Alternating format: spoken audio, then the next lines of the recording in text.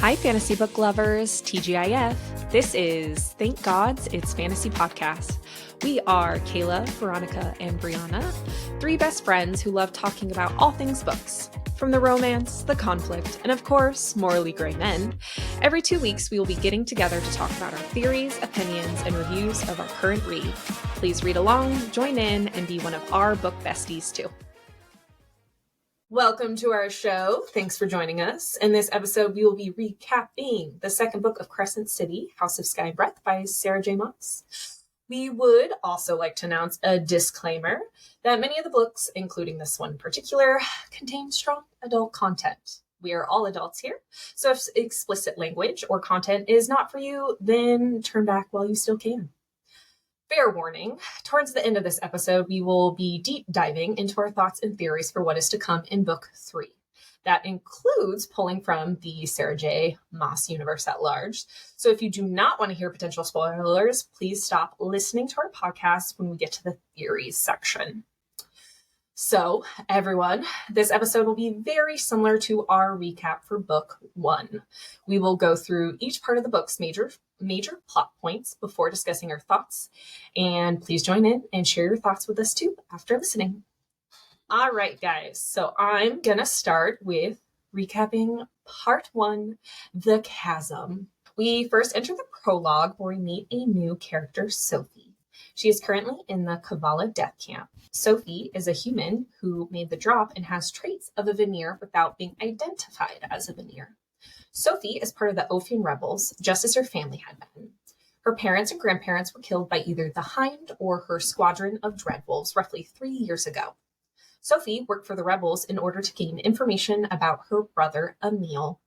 Pippa, leader of the Lightfall unit, helped allow Sophie to enter into the death camp to attempt to save her brother. We find out that Sophie has information that could end the war with the Asteri. Whatever could that be? Sophie told no one of this information before going into this death camp, but she let it slip to Ophian and Pippa that she harbored this information so that they would help save her and her brother from the camp instead of potentially leaving them there to die. After 3 years of searching, she found out her brother was being kept in this death camp, and she gets caught herself. So then she makes an escape nights later with Emil and 11 other children from the camp at the request of her brother. As they are escaping, we see Sophie use her veneer ability, which allows her to absorb power into her body. The alarm sounds to the death camp, and Sophie and the children urgently make their way to a van being driven by an Agent Silverbow. While Sophie did not know his real name, we see that Silver and Sophie are more than just acquaintances. Silver tells Sophie, as they are mid-escape, that the Hind is close by with her dreadwolves. The van arrives close to the boat that is to be used to help them further escape. Sophie tells Silver to get the children to the boat so she can hold off the dreadwolves. She continues to suck up energy around her. She uses some of that power and aims it at the fountain that floods a market square with water. She allows the wolves to circle in before aiming that power at the water that the wolves are standing in. The wolves shout that Sophie is a Thunderbird. Sophie is, in fact, half human, half Thunderbird. Most Thunderbirds have been hunted to extinction by the Asteri, but she has managed to keep this secret hidden enough to be alive to this day. After her family had been killed or taken, she divulged her Thunderbird abilities to the Ophian rebels so they would help her find her brother. Sophie, after hitting the wolves with her power, takes off back towards the docks. She sees the boat with Silver and the kids on it, and she realizes that Silver has been shot with a Gorsian bullet, which stifles magic. The same sniper who shot Silver comes into view behind the Hind. The sniper gets a shot into Sophie's leg. The boat then takes off, leaving Sophie behind, but it's heading straight for 4 Imperial submersible warships. Dun dun dun! We cut to Pippa Spetstos. Is that how we say that, guys? Betsos. Aboard a rebel. Thank you. Aboard a rebel ship that is there to help with this escape. Pippa finds out that only Agent Silverbow and the boy made it to the ship. Pippa has the gunners prepared to help distract the 4 Imperial warships, but as Pippa looks out, she sees that all the lights on the horizon are going out. The power is then used to sink the first Imperial warship, followed by all 3, one after the other. Mm-hmm. Pippa ponders if it was Sophie or Emil's power that were able to take out all 4 ships. We cut back to Sophie laying on the dock. She has used up too much power tonight. The hind comes up to her and commends her on her use of her power to kill many of her dread wolves. She also remarks that her brother's power is impressive as it downed all 4 of the Imperial warships. The hind wants to know who Sophie shared her intelligence with. Sophie admits that she told no one, and the hind believes her. She binds Sophie's wrists with Gorsian shackles. The hind then takes her out on a small boat into the water. Sophie sees the hind throw a small white stone from her pocket down into the waters below. Some of the hind's wolves then bound Sophie's feet with chains attached to lead blocks. Sophie is thrown into the water to drown, which Sophie sees as a mercy of a quick death. The hind watches Sophie as she sinks to the water's depths. I would not see that as a mercy. Drowning is... Yeah, but what the hind is known for her cruelty. Truly, I just remember reading that and being like, she was so relieved that was how she was going to die. I mean, she couldn't believe it. Yeah, she was like, wow, that was very kind of her. And I was like, how interesting that's kind, but okay. No, but whenever I see movies and people like are getting drowned or whatever, and then their body just like convulses, I'm just like, oh. Yeah. I know. Wouldn't personally be a way that I would be like, yay, this is how I'm going to die, but to each their own. Torture is also bad. Being cut up doesn't also sound like the way. Or like your family watching you be cut up. Prefer drowning at that point. I mean, she also did get her fingernails ripped out. Yeah, like when a badass. She was in the camp. Mm-hmm. She sure did. Mm-hmm. And she was like, come at me again.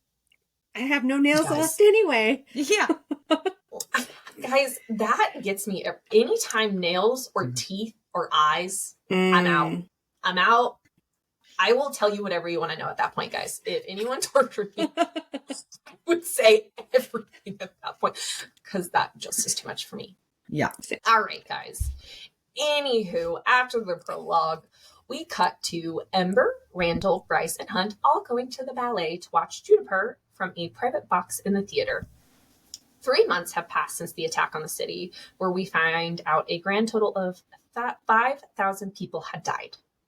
We see that people now openly stare at Bryce. So much so that Ember even teases people that they can pay to get a picture of Bryce for 10 gold marks, or for 15 gold marks, they can even be in the picture with Bryce. Bryce has been coping with everything by either talking to Hunt about what has happened or sweating it out in the dance class she now takes twice a week. So happy that she is dancing again. Bryce now works at the Fae Archives. Ember, shockingly, isn't a huge fan. Jessica apparently cleared out the gallery the day after the attack on the city. Most of the gallery pieces now live in a warehouse, but not the Great Library of Parthos. Bryce has no idea where that has been hidden away. Ember brings up that things seem weird between Hunt and Bryce. Bryce and Hunt struck up a bargain to get to know each other better, but with no benefits. They plan on waiting until the winter solstice to finally do the deed, which apparently is in another 4 months, 3 days, and 4 hours. But, who's counting down? As they get situated in their private box, we get a glimpse of Fury sitting in the front row. And apparently, 2 weeks ago, Juniper and Fury had moved in together. I just love them. Randomly, right before the show begins, the star-shaped scar on Bryce's chest lights up. Oh shit, now everyone is staring. She attempts to cover it up, but the light continues to peek through her hands. Thank God for Hunt's big hands. He's able to cover up the scar and block the light until it winks out of its own accord. The orchestra then begins to play as the ballet begins. After ditching Bryce's parents at a hotel later, they head to Rune's place for a small get-together, aka a full-blown rager. Bryce, Hunt, Juniper, and Fury are all hanging out in Rune's living room, drinking and talking about how good June's performance was in the ballet, and that soon she should be a principal dancer. Bryce privately asks Hunt if it bothers him to be at the party because people seem to either not care about what shit's going on in the real world, or they just seem completely unaware of what's going on. Bryce feels a little guilty for wanting to feel normal. And then she's also mad that other people don't feel guilty.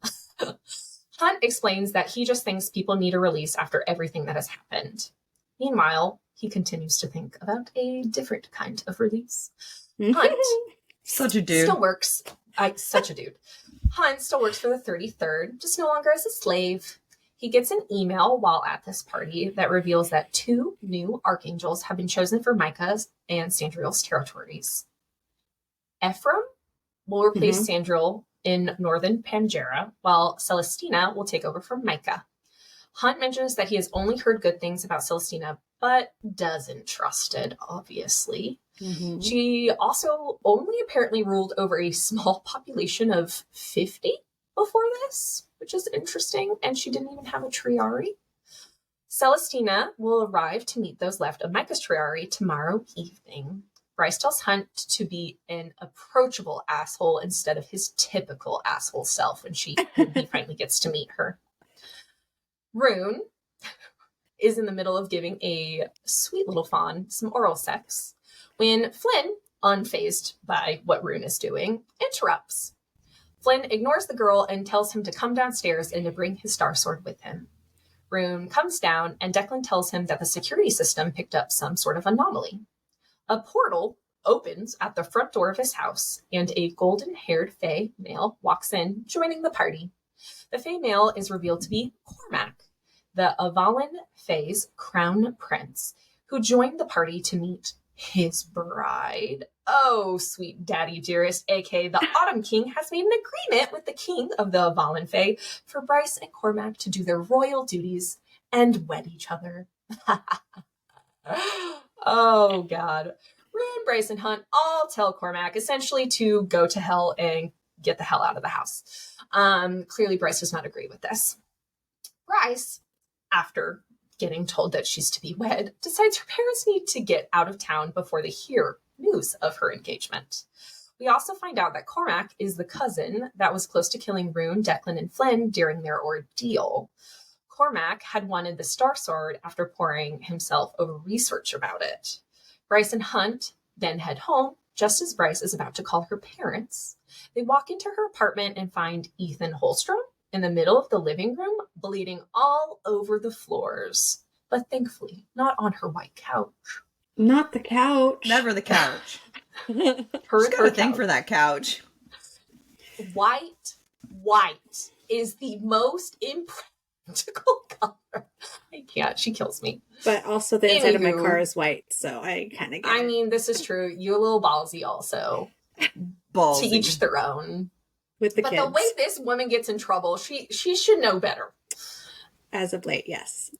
Yes. So then we cut to Tharion Kitos, captain of intelligence for the River Queen, being punished for having pictures posted of him with risky captions by other females. I love that it wasn't even him. It was like other people posting about him that like brought on this. The River Queen's daughter, who is also Tharion's betrothed, did not appreciate these posts. So now Tharion is being forced to search the bottom of the Haldron Sea for Sophie. The River Queen had heard whispers of the girl from the water and wanted to know what came of her.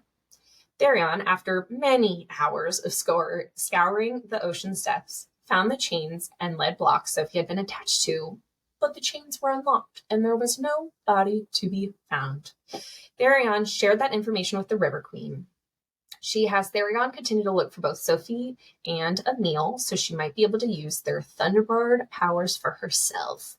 Why, ma'am? Why? Mm-hmm. We then cut back to Ethan. Bryce and Hunt are scrambling to find out what happened to him and find the first aid kit. We find out that Ethan was brought to the apartment by Perry Ravenscroft, Omega of his pack, and also younger sister to stupid Amelie. Stupid. Ethan was attacked by Sabine and many of the other members in his pack for going against Sabine in an article. Sabine had told this article that Bryce was simply a party girl and happened to be in the right place, and she was just seeking fame while the wolves were the ones that actually helped save people. Ma'am. Ethan, God bless his soul, went on record saying that the wolves only went to help because of Bryce and that she saved the city. He may have also said that no one should convince him otherwise, especially those who weren't even in the city. Ethan definitely shot a clear blow at Sabine there. Thank God. Did. Bryce tells Ethan to stay the night, and she even has him stay in her bed, much to the disliking of Hunt. Bryce also manages to convince her parents to leave the city early.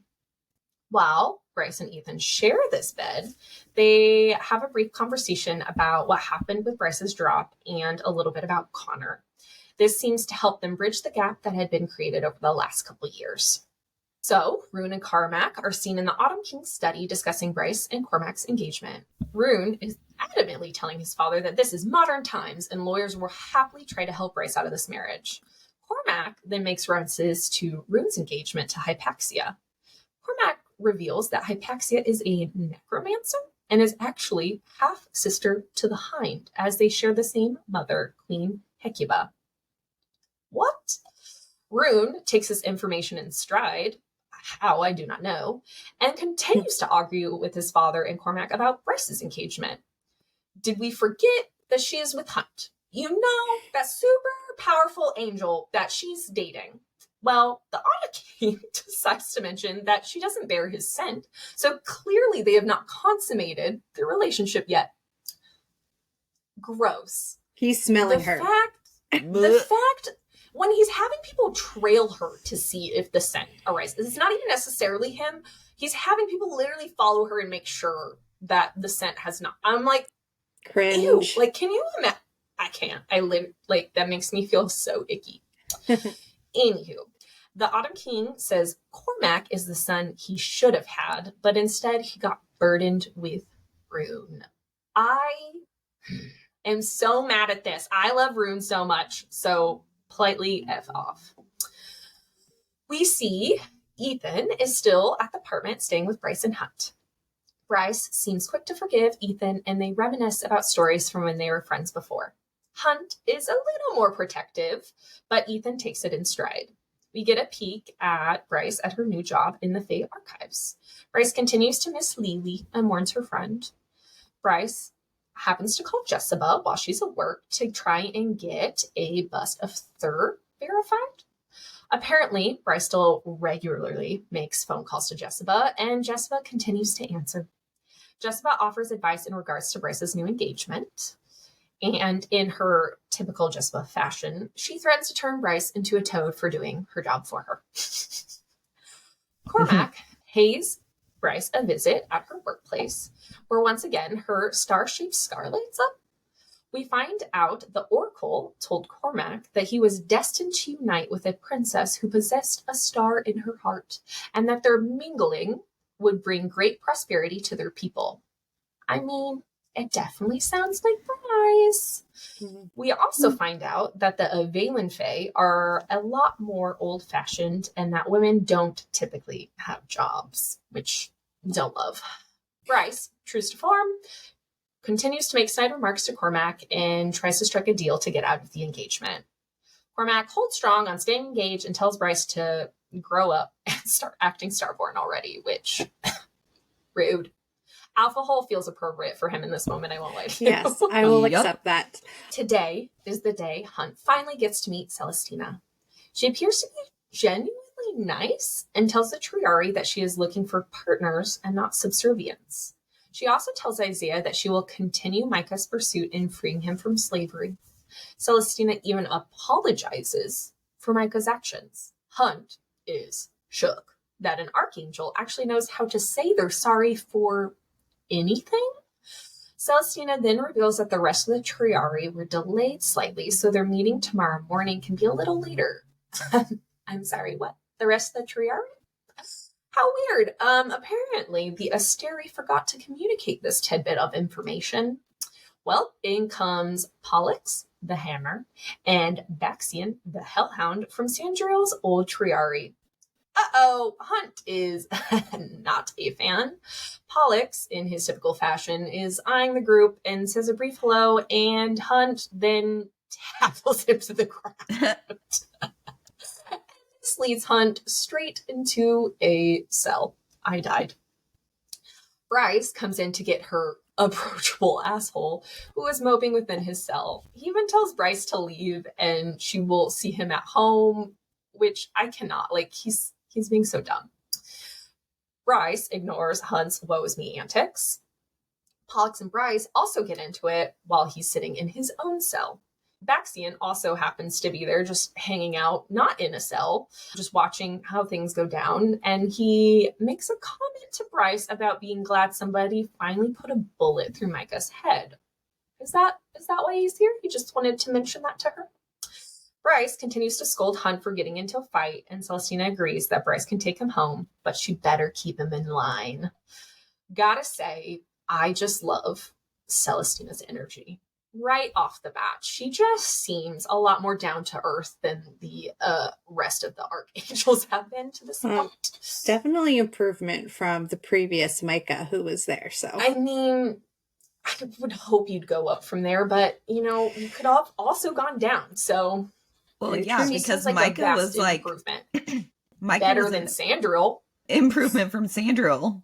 So yeah, so God bless.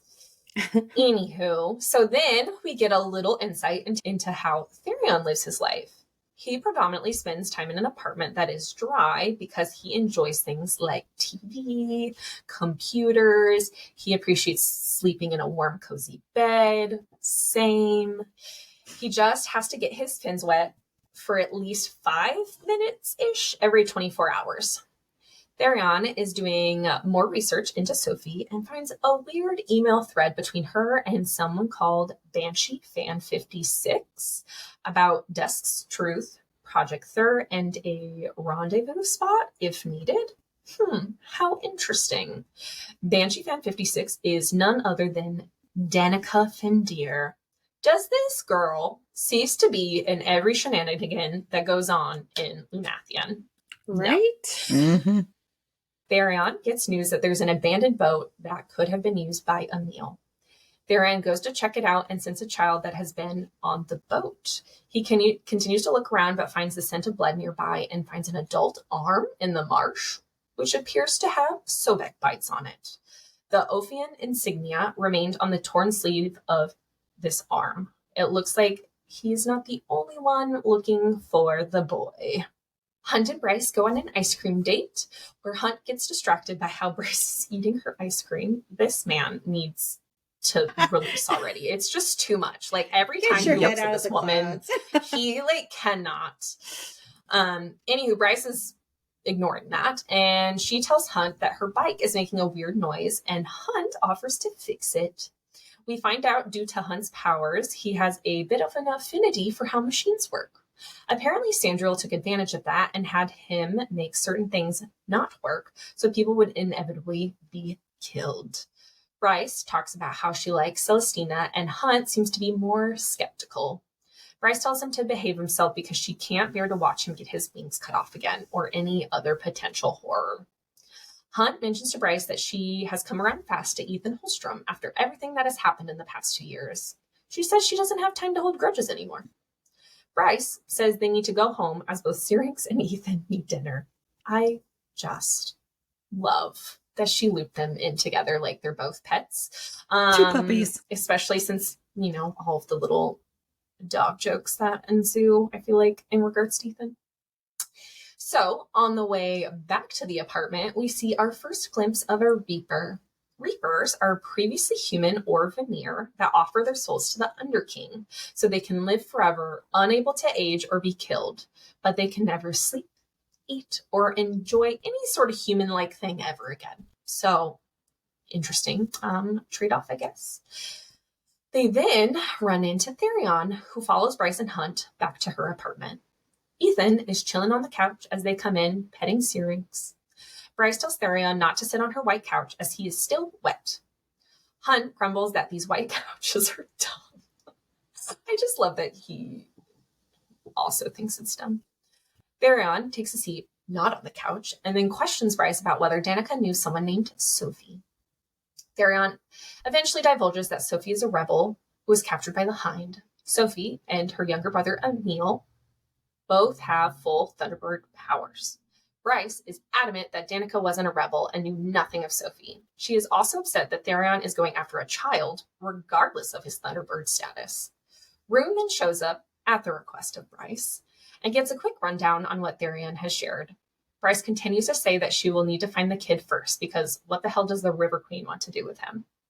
Tharion also shares that Danika told Sophie of a safe location to hide where the weary souls find relief from their suffering. Bryce tells Tharion she will ask Fury if she knows anything about Danika and Sophie tomorrow morning. Tharion says he will return tomorrow at lunch to find out what Bryce learns. Tharion then leaves. Bryce is set in her goal to find a meal. Hunt is fearful about getting involved in anything that could lead to potential retribution from the Asteri. The group then orders pizza. Flynn and Deck enter Bryce's apartment with their own key. Apparently, Declan added their fingerprints to their Bryce's security system and copy Rune's key, which I love because this just feels very Declan after everything that had occurred at the end of the last book. Flynn and Deck come in stride, making several pup jokes toward Ethan. We then get a little more insight into the boys' ordeal against Cormac. Ethan is confused at the hate towards another Fae. He thinks all Fae get along. Well, apparently, Valbaran Fae and Valen Fae hate each other. So the boys were visiting King Morven, Cormac's dad, and ordered them to attempt to retrieve the Star Sword because Declan bragged that they could get the Star Sword and one Valbaran Fae was better than 10 of Valen Fae. They then went on their ordeal, but King Morven sent Cormac and 2 other Fae to hunt them down. Deep in the catacombs, they encountered blood-sucking spirits, and Rune ended up disarmed. Da, da, da. Thankfully, Rune pulled the Star Sword, and the spirits fled, and Cormac and the other 2 Fae went back to their king, who was pissed. Rune mind speaks with Bryce, and mentions that maybe Ethan could come stay with him, Declan, and Flynn.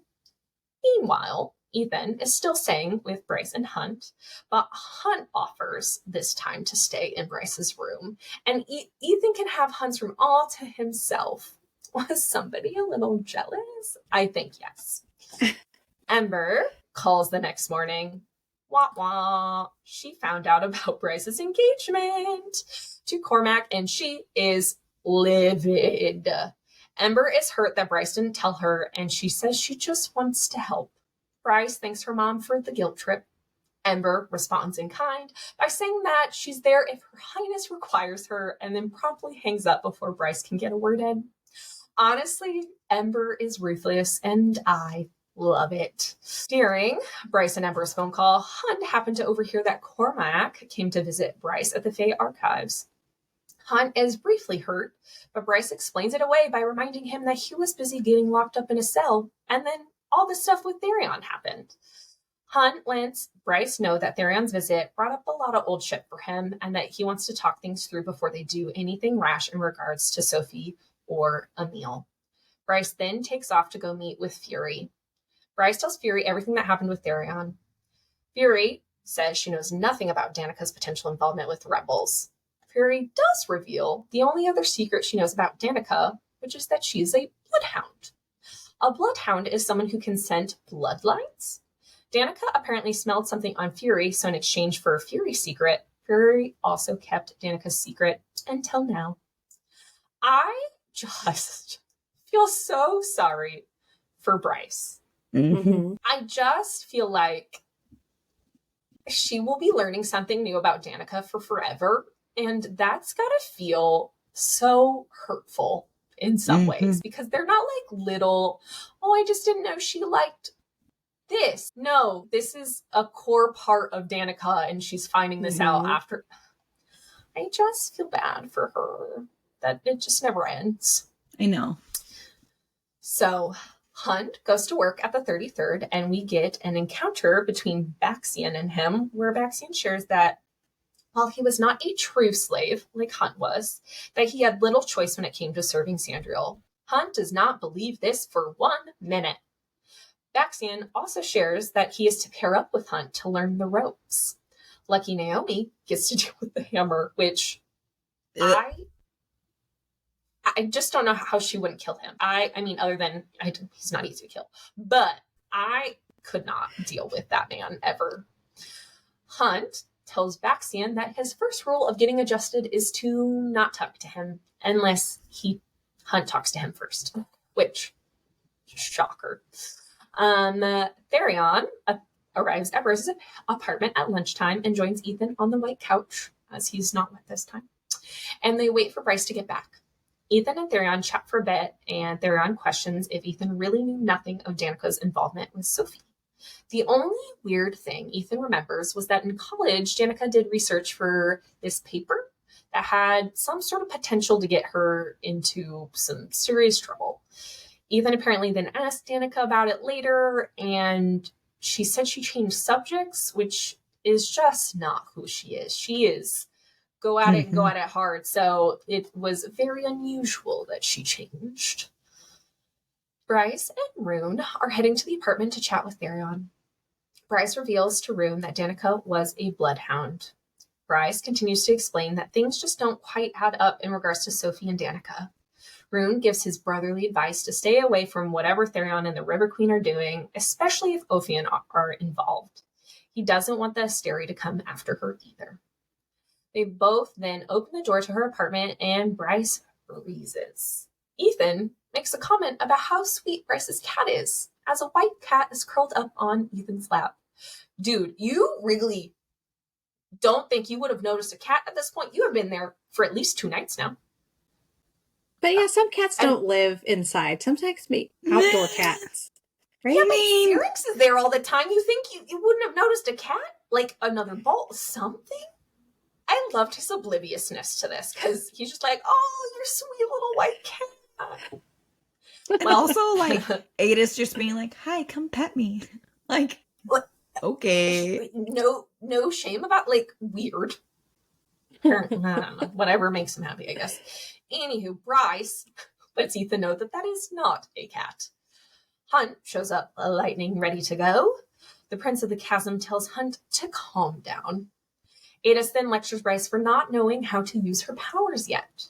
The prince reveals to Bryce that she has Theia's light and her powers. So, apparently, Theia had a daughter named Helena. Peleus, Theia's high general, appointed himself prince, and he killed Theia and forcibly wed Helena. Peleus also stole Theia's sword and bore himself the horn. Helena was forced to bear Peleus' children, and he then passed these relics on to their offspring. Peleus sounds awful. I cannot get over the fact that he was a rapist. It's so gross. Like, all of that was just icky. And the fact that, like, this is who the Fae have been idolizing their entire life.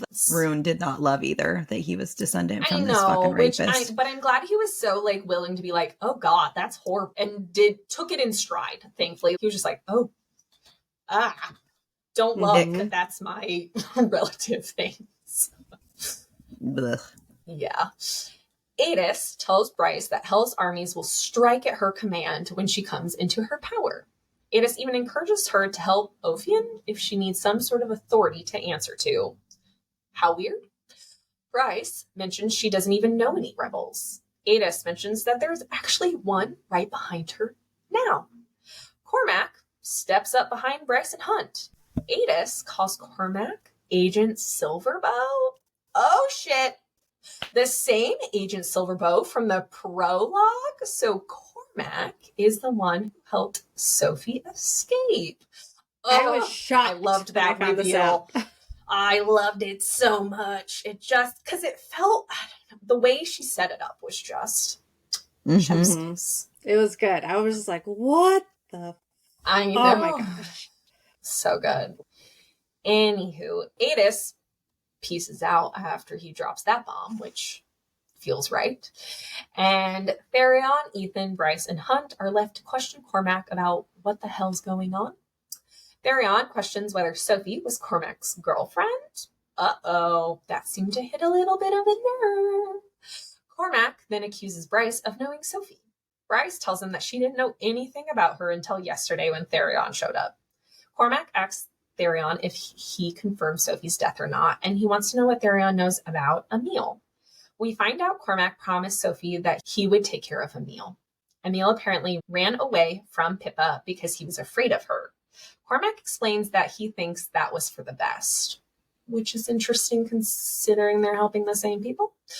Cormac saw Tharion going through the marshes looking for a meal. When Tharion kept coming to Bryce's apartment, Cormac assumed that maybe they were all involved. Cormac goes on to reveal to the group that Sophie had information that could bring down the Asteri, hence why the Hind killed her. Tharion finally tells Cormac that he was unable to find Sophie's body. Cormac then looks hopeful that Sophie may have actually survived. Cormac tells Bryce that the reason he agreed to marry her was because she was friends with Danika and he needed a valid reason to keep seeing both Bryce and Rune. Cormac questions Rune about his ability to mind speak. Cormac says he could use the ability to mind speak to help the Ophian cause. Bryce decides to strike up a deal with Cormac, as this smart woman does.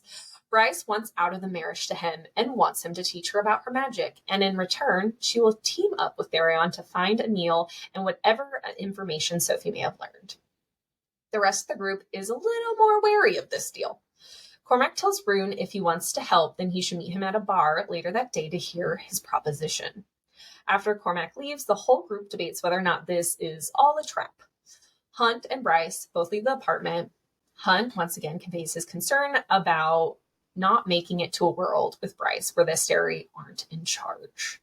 Bryce admits that now that they are getting involved in some serious shit, that she doesn't want to wait until winter solstice anymore. Ha ha ha. This leads to a handsy makeout session in an alley where anyone could stumble upon them.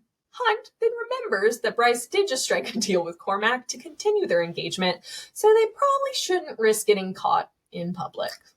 They agreed to have a more private encounter later. Tharion is chatting with Ethan, and he decides Ethan should know what he's getting himself into. He reveals that Hunt killed Sandriel and Bryce killed Micah. Ethan is hurt that neither Sabine or Amelie told him that it was Micah's fault for the Pack of Devils' deaths.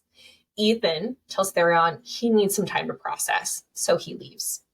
Ethan then, finds Danika's sword and starts parrying around the apartment to attempt to burn off some of this pent-off energy. I love this. He gets so into it that he jumps on Bryce's coffee table and he's still swinging the sword around.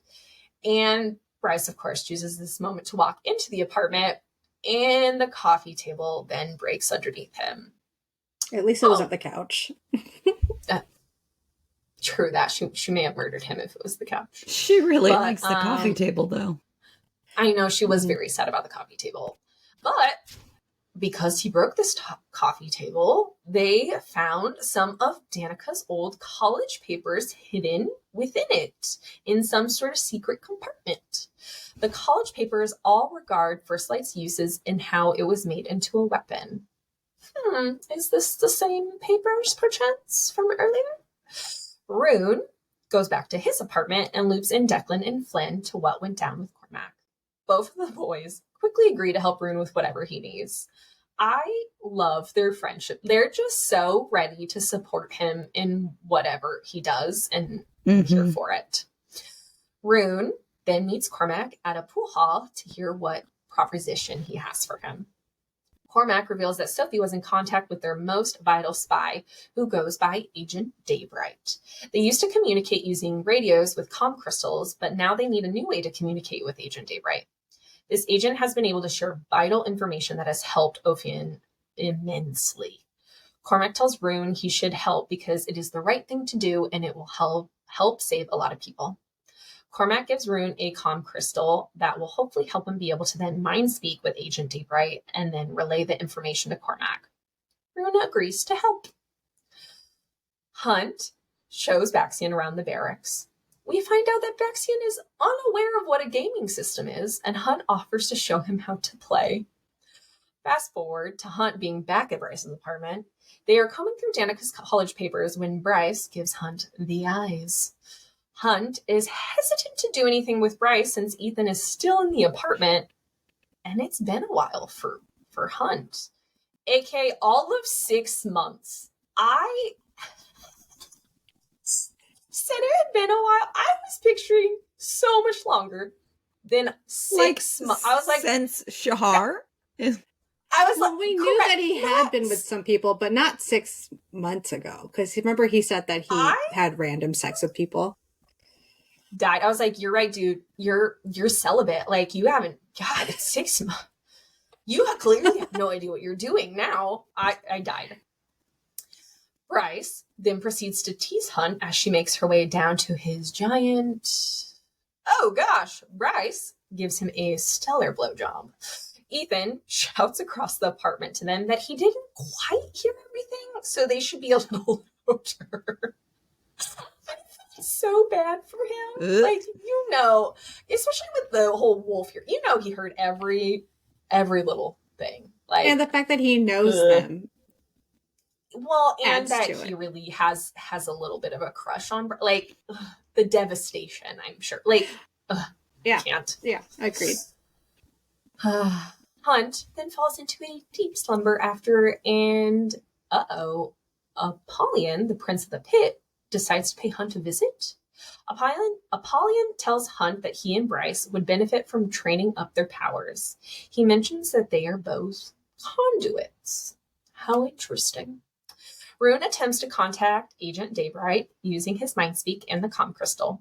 Rune is successful, and Agent Daybright appears as a woman laced in fire as to hide her features. She quickly realizes Rune, or Agent Knight as she decides to call him, has little idea what he is doing. But currently, Agent Daybright has nothing to pass along. Hunt gets called to a meeting with Celestina and the whole Triari. Pollux and Baxian got into a fight, and Pollux attempted to force himself onto a woman in an alley by a bar. Celestina is not happy that they got filmed fighting. I wish she had been a little more upset with Pollux for, trying to rape a woman, but I don't know how I can't. Anyway, in order for the media to have something else to focus on, the Asteri blessed Celestina with a gift, aka her giftist mate, Ephraim, in order to help replenish the Archangel's numbers. Ew. Celestina checks in with Hunt in regard to how he is coping with Bryce's arranged marriage. She goes on to tell him that she was also friends with Shahar and that she had tried to purchase Hunt over the years 3 different times, but the Asteri did not allow it. So sad. Rune and Bryce are heading to an Ox training facility to work on her powers, and Cormac is planning on joining this time. Bryce gets a phone call from her mom, which she ignores. Rune questions this, and Bryce shows him a postcard from her mom. Apparently, Bryce and Ember send postcards back and forth after a big fight to start communicating again, which I kind of just loved. Bryce mentions going home to see her parents on winter solstice with Hunt, and she would love if Rune would come too. Rune also decides to ask Bryce why she won't touch the Star Sword. Bryce says she doesn't want the Star Sword, but Rune is more than happy to give it to her or even share it with her. She tells Rune that she thinks he doesn't realize how special he is and thinks he should keep it. While having this conversation, Bryce points out several times that the hairs on her arms raise. What's going on? Oh, shit! Rune is being dragged away by a Reaper and into a sewer drain before Bryce can interfere. Rune ends up unconscious from the Reaper, and his mind drifts to, oh, hello, Agent Daybright, is that you? Daybright can tell that Rune is in danger, and she is trying to get him to wake up. Rune thinks her voice and her scent are familiar, but is unable to place it in this moment. We then cut back to Bryce plunging into the sewer. Ew. She manages to find her brother, who is surrounded by 5 Reapers. The Reapers tell Bryce that they bear a message from the Prince of the Pit. Apollyon is ready to strike, and he wants to face Bryce at her full power. They also make a comment about Apollyon searching the Bone Quarter for a worthy opponent, or his greatest weapon. Is that... Amiel? The Reapers then threaten to get a taste of Bryce now, and they make a move towards her. She uses her light to keep them back, and then suddenly Cormac joins in to help. He keeps appearing and disappearing with different Reapers, taking them away. Cormac tosses the Star Sword at Bryce, and she wields the sword and plunges it into a Reaper. The Reaper then dies, which is not supposed to happen. That's supposed to be impossible. Cormac then teleports Rune and her into the Ox Training Center away from the Reapers. Well, isn't that a handy power? Wow. Mm-hmm. You did it. Part 1 is dense. Not as dense as yours, but is still dense in its own right. So, guys, how do we feel about Cormac?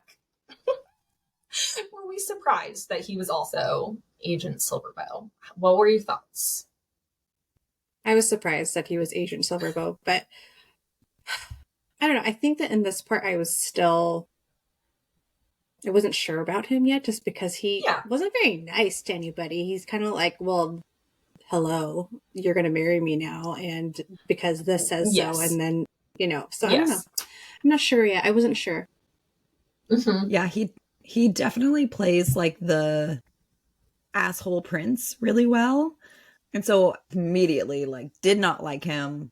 Didn't like that Bryce was going to be forced to marry him. Yes. But of course, this is the type of guy that her dad would want her to marry. Yes. But then when you find out that he's a rebel, you're like, oh, there is another side to you, because we saw how sweet you were with Sophie.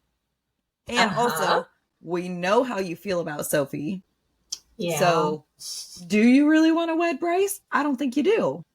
No. So that was, like, my feelings were kind of like, there's more to this as soon as I found that out. But I was shocked also. I was not expecting that. I was expecting him to just be like some asshole prince that was being shoved 100%. On Bryce. But did you not think that he would have married her anyway because of the princely duties, because of those things? I feel like most of them try to stick by that regardless if it's what they want or not. It's the same as Rune. Like, they're going to do what their princely duties are because they know that is what it is, regardless of who they actually love. So, so by the way, I'd like to note that your voice sounds very lovely. Thanks. I know. I sound awesome, right? Yeah, guys, if you are not watching and you are just listening to this, no, it is not a male that we have had guest speak for us. It's me, Kayla. I'm sick, but you know what? This book is going to come out on the 30th, and the show must go on. So I apologize in advance that I sound like a dude, but here we are. We're doing it. I'm so kind of here for it. Yeah, I know. I feel like you're flirting with us, and I'm kind of here for it. You're gonna have to bear with me during my section. If I have to cough or something, but yes, that's what it is. All right, guys. How do we feel about Ethan joining this essential band of misfits? I feel like is what it is now. After he got kicked out of his pack, which also fucks Sabine. How do we feel about that? I'm glad. Like, I felt really bad for him, and I feel like in the first book, regardless of the fact that he was an asshole to Bryce after everything, but he was hurting on so many levels from that, from Connor, from her betraying Connor, from finding out what she did after that, to his best friend and his secret feelings for her. Yeah. So I feel like we just unfortunately saw the worst side of him. But then, like, all of that happens to him, and for standing up and being a good guy against Sabine, she does this to him. Like, are you kidding me? I can't remember if I said this in our last episode or not. I normally really like wolf shifters in most of the books that I read. I feel like I usually like werewolves, wolf shifters, whatever in general. They usually have a lot more of a playful side to them. And Bean has made me, and Amelie have made me, like, really not like the wolf shifters in this series. So I'm hoping that Ethan just, like, turns that around and we can see, like, the good side of the wolves. And I loved that he was, like, being taken in and getting new people. And the boys, like, accepting him, I thought was so sweet. Yeah, well, and Bryce really was quick to forgive, especially after her grudge with Rune. It was refreshing to see her a little more forgiveful this time around. True. So true. All right. Any other thoughts about this part before we head into part 2? Are we ready to embark on the next section? All right, guys. Once again, bear with me because of my voice. I am doing the best I can. Okay. We begin part 2 with Tharion down in the Blue Court. He is summoned by his queen because she is displeased that he asked her daughter on a date. Not just a date, but a date above. Gasp. She also asked for an update on finding Emil. She is adamant about finding him before her sisters. There are 4 queens for the 4 great Valbaran rivers. The Istros, the Melanthos, the Nevaeus, and the Rubellus. The blue, the black, the white, and the red. They have long been rivals, and the queen believes if the current spoke to her of Emil taking down those Omega ships, then it would have also spoken to them. Tharion believes that she would use Emil to overthrow the other river courts, or even her sister in the ocean court. But would he help her? Maybe before, but now the above calls to him, and his loyalty is definitely starting to shift. Rune goes to the Autumn King to ask about the Star Sword, to get answers on how the hell it killed a Reaper. He won't tell him that, of course. That information would be deadly in his or any of the other rulers' hands. The Autumn King explains that it's an ancient sword from another world, made from the metal of a fallen star. It exists beyond their planet's laws. He goes on to tell Rune that he should keep the sword away from Bryce, that in ancient times starborn rivals would kill each other and their children. Rune is appalled when his father suggests that he should have killed Bryce the moment he found out that she was starborn, because he is now a second-rate prince who only has the sword because Bryce allows it. Daddy of the year. The Autumn King admits that he betrothed her to Cormac to consolidate the considerable power that she has and her children will have to the Fae, rather than if she were to be with Hunt. He's got great advice. Oh, God, he's the worst. Back at the Black Dock, Hunt at her side, Bryce confronts Cormac about being able to teleport. He explains the process to her. She, in turn, demands that he teach her how to do it, which he actually agrees to. Hunt asks where the ability came from. Cormac explains that it's a gift of the Starborn. It's why he actually believed that the sword was originally meant for him, and why he studied it so much. He later found out that obviously wasn't the case. Hunt says the ability would make Bryce unstoppable, which she'd be ready to take on the Prince of Hell. After getting the second warning that they just got in the sewer, that the princes are readying their army, this is definitely something that would help. Cormac and Bryce make plans to train the next day. Bryce calls Jessica to ask for 2 death marks, which she agrees to get for her. As long as she pays, of course. She goes on to infer that Bryce needs to start asking more questions about Danika and why she was always poking around the gallery. Even finding out Danika possibly has another secret she kept from her, Bryce knows that Jessica wouldn't steer her wrong. So she has Declan not only scan the city footage for Emil, but also go through years of footage from the gallery to see what Danika could possibly have been up to, which is going to take a while. What he does find immediately, though, is that the Reaper that attacked them appeared from what seems like out of thin air, not from the Black Dock. So were they sent from the Prince of the Pit or the Underking? They needed to know for sure before they acted. Good thing they had a date with the latter tomorrow. Instead of going to the gym like she told the group, Bryce grabs Hunt and heads to the meat market to look for Emil. She's not convinced he is in the Bone Quarter. Danika said, where the weary souls find relief, and that could definitely mean the meat market. She recruits Fury and Juniper to help. June is especially motivated to find Emil because her brother was a fighter there. Her parents tried everything to get him out. Recruited by the Viper Queen, he got addicted to her venom, died in a fight, and was dumped on their front door with Memento Mori written on him. June would do anything to help a kid get out of here. Fury declares that she will burn this place to the ground one day for her. Unfortunately, they find nothing, or so Bryce claims. To burn off some frustration later, Bryce and Hunt work out together at the gym. And to return the favor for that earlier tryst, He really helps Bryce burn off her frustration. Right before she climaxes, lost in pleasure, Bryce says the only thing that comes to her mind, telling Hunt that she loves him. She then proceeds to freak out that she just ruined everything. But Hunt is only all the more motivated now. Seems he didn't really mind. After he finally brings her to her ruin, he looks her dead in the eyes and says, I love you too, Quinlan. Laying together later, they address what was said. Bryce admits that she's never said it to a male romantically before, and Hunt has never had someone say it to him romantically before either. Shahar definitely didn't.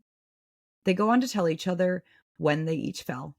Never able to have a serious conversation, Bryce says it was when Hunt went snooping for her dildos, handling Jelly Jubilee with just such care. If only they didn't have an audience with Ethan staying with them. Bryce wants to know how she should define them. Boyfriend isn't enough. Lovers, kind of weird. Mates? It means something deeply to the Fae. Biological, binding, as good as married. To Bryce, if Hunt isn't her biological mate, then no one is. Angels can have mates without it being so intense. But to Hunt, he does feel it on a biological level. Of everything I've ever been called, Quinlan, your mate will be the one I truly cherish. Swoon. Love. Mates it is then. Screw what anyone else thinks. As night, Rune tells Daybright what happened with the Reapers and thanks her for waking him up. Oddly, the crystal is no longer needed for them to reach each other. Again, Rune tries to find out more about her, which she shuts down. She tells him the hit on the spine is a go and that they should make sure the new mech suit prototype gets destroyed, not taken. Rune knows that once he passes this on, he is an official rebel sympathizer. After their usual banter, Day leaves very abruptly. With the Star Sword strapped to her back, Hunt and Bryce throw their death marks into the Eastros. Baxian pops up and tells them this is a bad idea. He asks who they are going to see over there. Bryce tells him, just as she and Hunt jump in the black boat and leave. Snoopy asshole. Hunt and Bryce go to the Bone Quarter to talk to the Underking.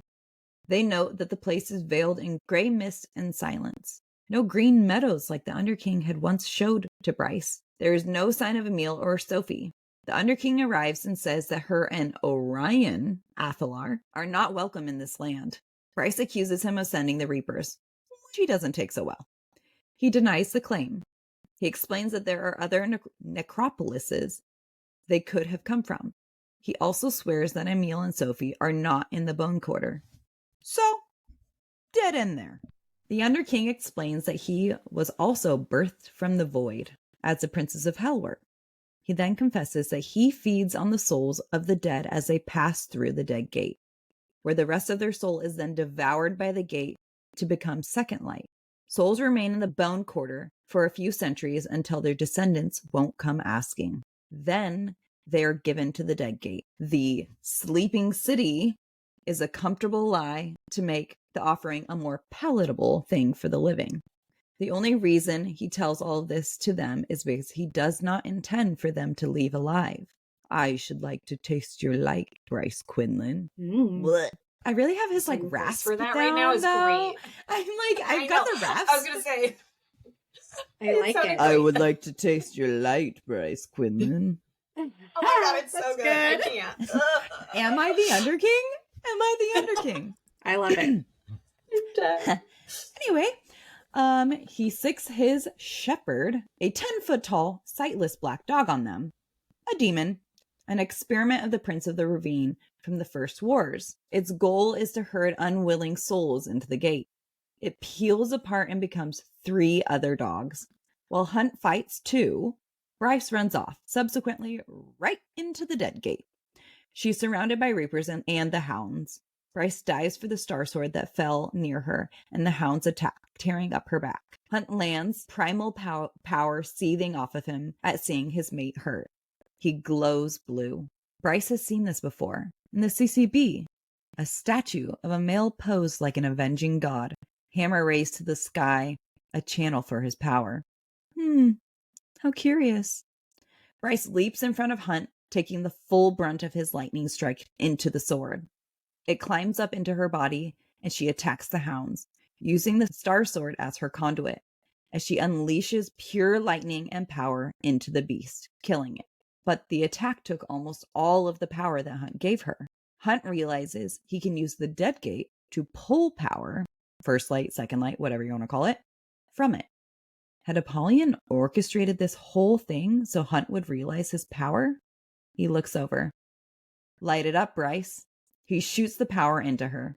She uses that power to then take down the remaining hounds, exploding them into smithereens. They run to the river, where Tharion meets them, having seen Hunt's lightning. He helps them get back to the city safely, taking down Sobacs that come at them along the way. They go back to the apartment, where Hunt gets an alert that Ephraim has arrived.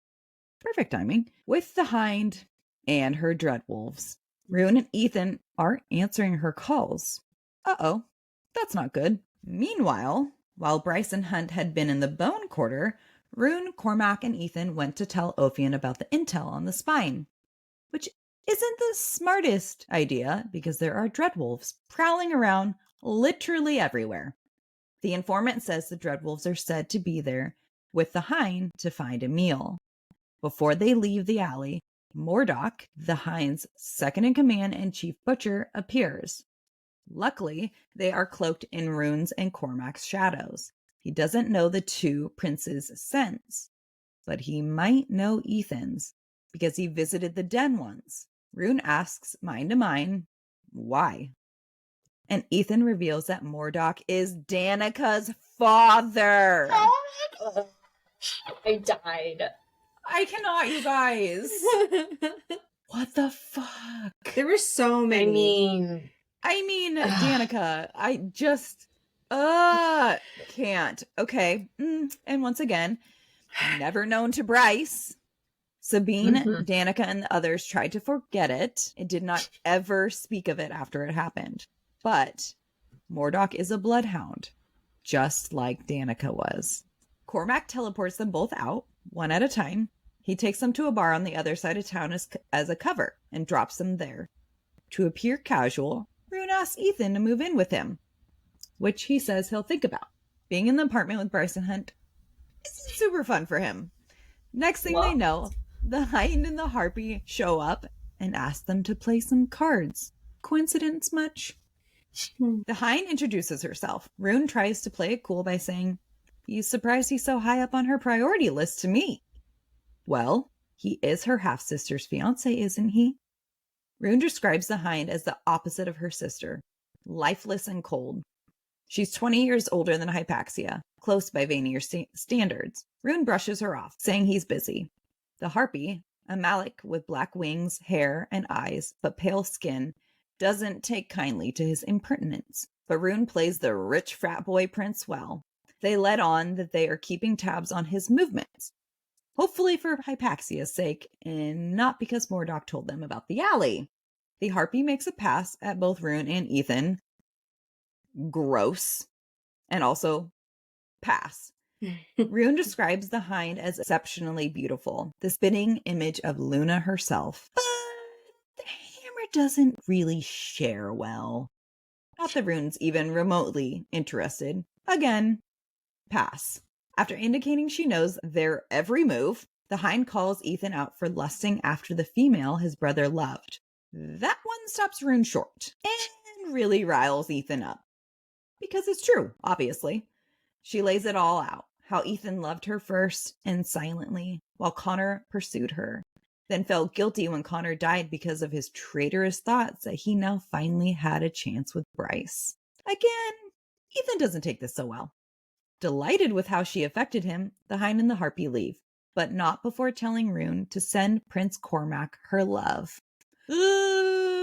Okay, but seriously. She knows so much. Does anything get by her? She's so attuned to everything. I get why she's a spy master now because... yes. 100%. Rune and Ethan head back to the apartment. Bryce hugs him, frantically asking if he's okay. I just loved the shift in their relationship. She was so worried about him. He hugs her right back, seeing that she looks like shit, but is also okay. Hunt gets called to the comitium from Celestina. She wants her triari assembled for Ephraim's arrival. That fancy hotel that he booked for him and Bryce is going to have to wait, unfortunately. Rune notices that Bryce smells different. But honestly, can these people get cock-blocked more? It's constant. Celestina nervously asks Hunt how she looks, and Hunt tries to reassure her. She squeezes his hand, thanking him for coming on his day off to support her. He promises to be there for her the whole time. Pollux is beside himself excited to see the hind. Blech. The meeting between Celestina and Ephraim is awkward and stiff, which is understandable since they were friends for a very long time and now are expected to mate. Hunt cringes at that and at the hind and Pollux, literally ready to jump each other's bones. Again, gross. They all go on to have a mini party in the couple's honor. Back at the apartment, Bryce updates Rune, Tharion, and Ethan on what they found out about Second Light. This particularly upsets Ethan as he worries for where his brother is now. Has he been fed to the gate already? Bryce did piss the Underking off. A knock comes at the door. Rune wonders if Bryce and Hunt were pushed to the Bone Quarter to figure out what happens when their powers combine, with the help of the gate. Bryce opens the door, and in comes Mother effin' Sabine, hand going right to Bryce's throat. They'd been so distracted that they hadn't checked who was there before opening the door. She throws Bryce across the room. After she gets up, Ethan steps up to Bryce's side. She yells at Bryce to stay the hell out of wolf affairs. She isn't happy Bryce is harboring an exiled wolf. He may be exiled, but he still answers to her. Ethan doesn't back down. Though, does he have a chance against Sabine? Back at the party. This party is painful. No amount of alcohol could make it less awkward. Isaiah, Naomi, and Hunt all feel bad for Celestina. Hunt gets a text message from Bryce sucks my cock like a champ that says Sabine is here. His exasperation at the name is replaced by horror. Isaiah sees the message and tells him to go. Baxian notices. Isaiah says he'll cover for him. Hunt stealthily falls off the veranda. Or so he thought. At the last minute, he sees Celestina looking right at him. Disappointment darkening her face. This just made me so sad, you guys. Because Celestina was relying on him, and he said he'd be there the whole night, and then he just ditches her, which I get. He will choose Bryce. He will choose his mate every single time, but I think she would have understood if he would have told her, though, right? I know. Yes. I was just so frustrated. Yeah. You know, she was just looking for a friend in that moment. And so to lose that, so sad. Yeah, the worst. Back in the apartment, Ethan taunts Sabine for sleeping with Mordac. Smart, Ethan. But actually it was. The comment throws her off her guard. Makes her hesitate. In the process, Bryce realizes what he's saying. That Mordac is Danika's father. Cue number 1000 of secrets Danika kept from her. Bryce contains her reaction, reminding herself that she outranks Sabine in power and position now. She asks Sabine if Danika was a rebel. Ethan and her push from both sides with questions, backing Sabine down, disarming her. She pushes on, stating that Sabine is just worried that Bryce will use her new title to replace Sabine with Ethan. He comes from strong alpha bloodlines and is beloved of many of the wolves, regardless of his current exile. There's no love for her new heir, Amelie, either. Hunt appears, gun pointed at the back of Sabine's head, and tells her to get the fuck out. Ethan continues to stand his ground against her. Then, Baxian appears behind Hunt, gun drawn at Sabine also. That gets her attention, fear shining in her eyes as he says, "Hello, Sabine." She quickly leaves. There's definitely more to that story. I just need you to say, "Hello, Sabine," one more time. Sabine. I really want to do it in his accent. "Hello, Sabine," or whatever. I know. That they do in the audiobook. That's an accent. Yeah. Oh, so good. I know. I can't wait to learn more about him, I feel like. Bryce blows up a bit at the revelation that Mordac is Danika's father, and no one told her. Ethan says Danika would have been his alpha one day. It wasn't his place to tell when she was alive. Ethan turns to Rune, avoiding Bryce's eyes, weird, and accepts his offer to become his roommate. They then get his stuff and leave the apartment. Baxian explains he knew about Mordac and Danika, that when Mordac got back from visiting the den to meet Danika when she was 17, he was in such a rage that he went out and ate a couple while the female was still alive and made the male watch. Like, what the actual fuck? Crazy. This guy is the worst. Like, I need more to that story. How did this happen, Sabine? Yeah. Was it consensual? That's what I would like to know. Part of me is like, Sabine is weird enough that maybe, and but sadistic enough that it could have been, but then also him being who he is. I just can't imagine. I can't imagine the Prime being like, yeah, this is who I want you. Here you go. This is a great match. No. Not even a little bit. No. Anyway, Bryce asks why Baxian is following them. He makes a smart-ass remark, as he usually does, and says Hunt looked like he needed some help. She says he's going to fit right in. Hunt doesn't love that. Whew, what a day. That was all one day, guys. After getting Ethan situated at the house with Flynn and Deck, Rune falls asleep, coming to the blissful quiet of the bridge. Day standing on the other side. He makes himself an armchair. Day conjures a red velvet fainting couch. She looks so much like Lahaba, it makes Rune's chest hurt. Day notices and he explained what happened to her. That he should have been there in her place, would have gladly died to save a tiny fire sprite. He goes on to tell Day that they were almost caught during the intel drop by Mordac, the Hind, and the Harpy, and that he's in Lunathian. He really just shares way too much with her. Yes. He asks why she called him, and she said she didn't. Her mind just reached for his. They both had difficult days. They bond over stories of their fathers beating and burning them, which is a tragic way to connect. They both come from influential households. She admits he is the first person she has spoken to as herself in so long that she's almost forgotten who she truly is. To destroy monsters, we become monsters. By the next day, Ethan is all settled in at Rune's house. It reminds him of Connor and Thorne's place. He ruminates over what the Hind said, how she had managed to read him so easily. He had met Bryce when he went to see Connor at school. He ran into her in the hallway. After 10 minutes, he decided he would go to CCU, play sunball there, find this girl and marry her. He had such a tug towards her, he thought that maybe she was his mate. All until Connor popped his head out, and he realized this is the girl his brother had been gushing about for months. So he threw himself into being her friend, her best friend, while suffering on the sideline as Connor didn't make a move. He told Connor to shit or get off the pot the night he asked Bryce out.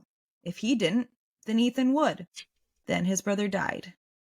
And Ethan found out what Bryce had been doing the night Connor died. And he just imploded.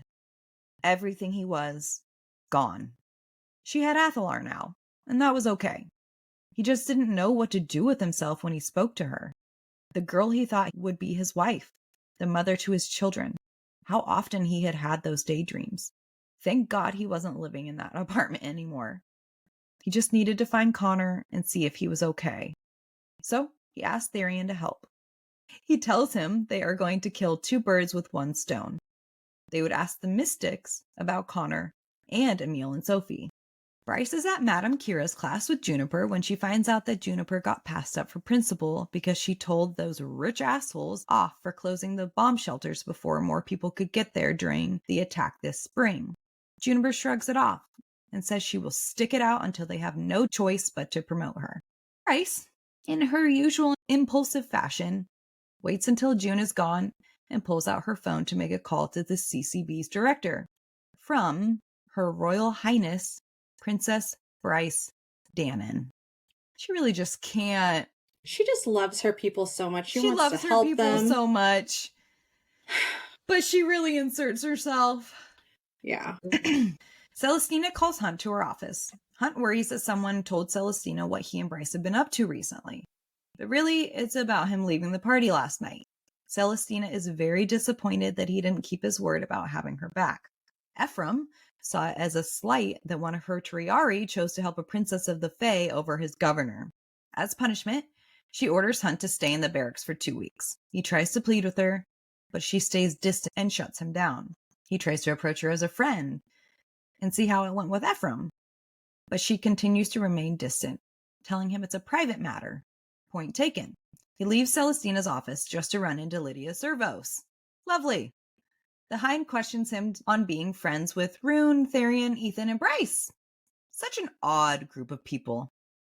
Baxian appears and the Hind stops short. Man, the Hellhound really has that effect on people, doesn't he? Before she leaves, she reminds them that they may not answer to her, but they still answer to the Asteri. Bryce, Ethan, and Tharion go to see the Mystics. Their master is the Astronomer, some form of humanoid Vanir. Per the description, I basically picture like Gandalf in my mind. I can see that. Yeah. He looks like Gandalf. He wears 4 rings, each with a tiny fire sprite trapped inside. Bryce wants to rip his face off immediately for that. There is a great orb in the middle of the room, with 3 bathtubs beneath it. Each tub has a sleeping mystic in it. 1 male, 1 female, and 1 both. Perfect balance. Their families were compensated for them as they were usually given to them as small children. After pressing some dials, out comes a holographic replica of their solar system, with 7 planets orbiting around the sun. An orrery, like the one in the Autumn King's office. It is used to peer into the cosmos. If the mystics drift too far, they can be lost forever. After Ethan asks if Connor is still in the bone quarter or has been fed to the bone gate, the astronomer says he has to use a riskier method and pulls out blood salt and pours it into the mystics' tubs. The floors open up and reveal 7 levels of darkness below the mystics, to represent the 7 levels of hell, from the highest stars to the pit itself. Bryce is not happy that they are there, but for Connor and the pack of devils, what wouldn't she do to help? The astronomer explains that in the Eternal City there are believed to be thousands of mystics in the palace catacombs mapping out the cosmos. The male mystic makes it to hell, which startles Ethan. Why would Connor be in hell? Was it because of Bryce? The mystic is deep now. Something or someone answers. When asked about Connor, they state that no wolf has roamed their lands for eons. The being becomes interested in the mystic, asks what it is, and the mystic in turn answers and asks for the being's name, Thanatos, the prince of the ravine. He asks to see Bryce, Ethan, and Tharion, and for them to see him. So he appears in the orb of the orrery. He looks right at Bryce. I can smell your starlight on you. You're the one my brothers speak about. Casual, that just like Princes of Hell, talking about so Bryce. He goes on to say he isn't happy she slew his shepherd. Bryce, of course, mocks him because that's smart. He says if they meet on a battlefield, he will seek justice for his shepherd. And Bryce responds, it's a date. She's got a death wish, you guys. Yes. Thanatos does tell them that Connor and the others are still in the bone quarter, and an order was given that they will be left alone for the normal amount of time. He does not know of Emil or Sophie, though. Growing bored, he says it's time to feast. The male mystic thrashes in his tub. They tell the astronomer to get him out, but he can't without the proper extraction, or his mind will shatter. Thanatos continues to talk to the mystic. I shall taste your soul like fine wine. I won't follow the restraints that my brothers do. Once the door to our worlds is open, I shall taste you all, starting with you, Starborn. Okay. This prince is so scary. I very much so prefer Adis or even Apollyon. Yes. Apollyon was a lot nicer, even though he's the prince of the pit. This one? Yeah, this one's scary. Not the one. Ethan says, screw this, and jumps into each of the tubs, ripping out the breathing tube and feeding tubes of each mystic. The woman mystic starts screaming, back! Send me back! They cannot exist in this world anymore, and they don't want to. Bryce pulls Ethan to the door and away from the moaning mystics. Bryce is fuming now and turns that rage on Tharion for taking them there. Across the street in an alley, Doc watches them. He's like literally everywhere. Yeah. And he knows that Ethan was in the alley that day. After ditching Mordac, Bryce tells Ethan she's going off to send a postcard to her mom. They can't always talk, but they can write each other. Hunt pouts with Isaiah back at the Comitium. Isaiah gives him shit because it's only 2 weeks. But he tells Isaiah that Bryce and him decided not to wait until the winter solstice. Wink, wink. Isaiah literally laughs at Hunt and his blue balls. While sitting and talking to his friend, Hunt struggles with not being honest with Isaiah. Him and his friend have been through so much together. And I just love that he's referring to him as his friend because he's just come so far. Look at our little Umbra Mortis. He doesn't feel he deserves the loyalty Isaiah has always given him. Cue silence. Cue Baxian entering the cafeteria. Really, the effect he has on people every time. Baxian sits with them and assures Hunt that he didn't tell Lydia why they left last night. Isaiah points out that he wasn't so antagonistic with her under Sandriel's rule, which he answers by saying, "You've been in Lunathian for a while, Tiberian. Things changed after you left." Like what? Things. How mysterious, Baxian. What kind of things? What things? Tell me more. I want to know. The Hellhound follows Hunt back to their barracks. He sees Hunt's old room and how vacant it is. What his life was like before Bryce, he tells Baxian. "I'm sorry you have to be away from her for so long," he replies, like he actually understood, as if there was sadness and loneliness there under the surface. Hunt decides to reach out a hand and invites Baxian to play video games with him, which Baxian has never done because apparently Sandriel liked to live in the medieval times. After much cursing and light banter, Hunt asks Baxian what his motive is. He says he doesn't want to make an enemy of Hunt and that life is too short to hold grudges. Sadness. Maybe it's time Hunt gives him the benefit of the doubt. After telling Bryce about his punishment, and because of the extended 2-week cock block, Bryce and Hunt get a little creative and have a little fun over the phone. A week later, Bryce trains with Cormac and Rune in the Ox private training ring. They'd been at it for the last week with little to no improvement. Lots of starlight, no teleporting, no shadows. Bryce thinks her magic is broken. She can feel this giant cloud of power in the 8-pointed star, but she just can't access it. To save her from her misery, Declan calls and tells her that he finalized the gallery footage of Danika, and Jessica was right. He found something. 2 months before her death, when Bryce and Lahaba were distracted upstairs, Danika dashed for a book and started taking pictures, page after page after page.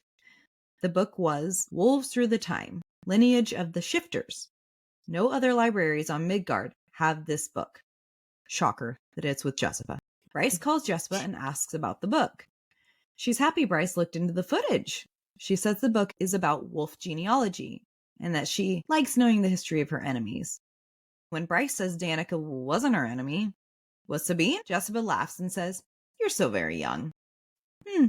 So someone other than the current wolf hierarchy obviously was an enemy of Jessica's at one point. I mean, she's 400 years old, let's face it. Is she? She's got time. Is she only 400 years old? Almost time. I don't know now, is she? The panic. We shall find out. Oh. Even though she says she doesn't answer to Bryce, 20 minutes later the book is dropped off at her apartment.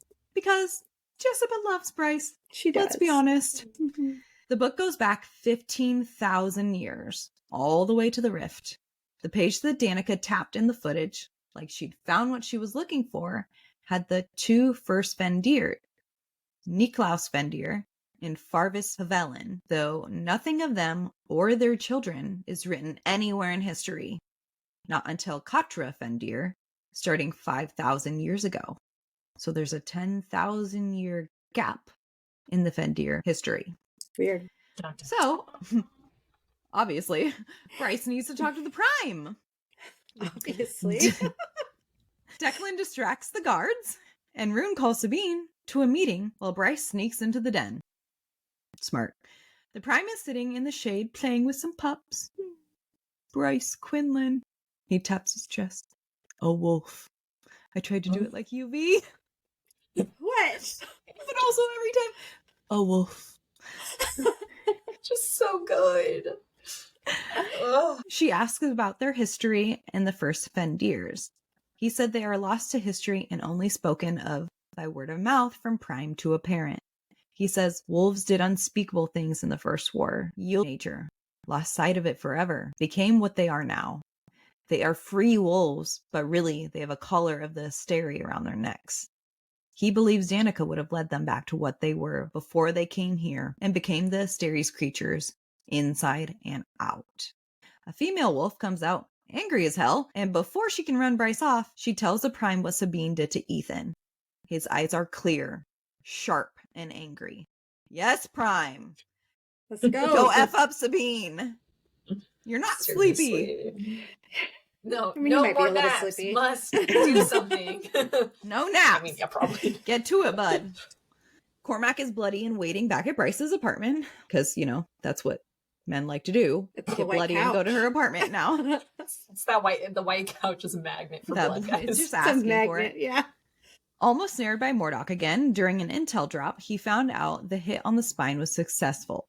Ophian now has the mech suit prototype and a lot of ammo. And they're shipping it to an island right outside of Lunathian. They're going to start shit in Lunathian with that psycho, Pippa Spetsos, at the head. Time to go to Idra to stop that shit from happening. June calls Bryce and bites her head off for calling the CCV director. She's now principal. Amazing, right? Mm-hmm. Nope. She tells Bryce that everyone knows she only got it because Princess Bryce Dannon made a call. Bryce still doesn't see the problem, but she took away Juniper's lifetime of work and accomplishment. Now, she didn't get it on her own merit. Bryce just couldn't leave well enough alone. Hang up. But did Bryce learn her lesson? Bryce goes to Celestina's office again as Princess Bryce Dannon. Not as Bryce Quinlan, to beg her to let Hunt go visit her parents for one night. When really, they're going to the Coronal Islands to ask Ophian Command not to let Spetsos use those suits. Bryce tells Celestina how important it is for Hunt to make a good impression on her mom, which Celestina sympathizes with. Bryce then asks Celestina how she is doing with Ephraim, and tells her that if she ever needs some girl talk, governor, archangel, or not, she's there for her. Celestina replies warmly that she would love that. She tells Bryce to take Hunt home and that he can remain there, ending his punishment. Bryce feels guilty for lying to such a warm, kind female, as she should. Yes. On her way home, Bryce calls Fury. She responds by saying, "You fucked up, Bryce. She is devastated. Give her a few weeks and then try to talk it out." So that's what every best friend wants to hear, right? Make a grand gesture, she says. Big, devastated Bryce. Which, to Bryce, without her friend, is quite literally eternity. Yeah. The Prime calls Ethan and demands he tell him why Sabine exiled him. A glimmer of the alpha that made the Valbaran wolves a force to be reckoned with shining through. Ethan tells him. The Prime says he would have Ethan be alpha of his own pack. He's sensed it in him for a long time, and Ethan has been suppressing it so others can lead. He would deal with his daughter. Ethan tells him he is honored, but he needs to think about it. Could he serve under Sabine? Under Amelie after her? But would it be dishonoring his brother by leaving the wolves to Sabine's mercy? While pondering that, he goes back to the mystics. Because that's a good idea. The astronomer isn't home, the female mystic rasps. Oh, good. I can get that one. The astronomer isn't home. Ethan smells her then. She's a wolf. Where is her pack? They allowed this to happen to her? She says her parents had no pack and that she was in the tank by the age of 4. Her temper starts to show through. Some dominance. Not just a wolf, but an alpha. He can't leave her here. But what can he do? In his rage, he did the only thing he felt he could do, and stole the box with all 4 of the fire sprite rings in it. Because that makes sense. Yeah, I'm not also take the do wolf. something. I'm going to take the rings. Go off, Ethan. Right? Rune meets Day on the bridge. She immediately tries to keep it formal, where he immediately starts flirting and breaks through her shell. Talk of bedroom habits ensue. Is he dominant? Yes. But no alpha hole. It's all ladies' choice for him. Attaboy, Rune. That's right. Never pressure. She asks what kind of Vanir he is. Look who's prying now. He says he believes her to be powerful like the wind, able to cool or freeze. shape the world itself, though no one can see you. Lonely. She agrees that it is, and tells him, "You see me. It's more than I can say for anyone else." They stare at each other. Back to business. He tells her about the mech suit and their plans to stop Pippa and her Lightfall squadron. Hunt has worked on mech suits before, taking them apart and putting them back together, so he will be able to give them insight on the new prototype. He doesn't tell her that, though. Thank God. He's keeping some information in for once. He tells her that Pippa has been littering the countryside with bodies, trying to find someone important.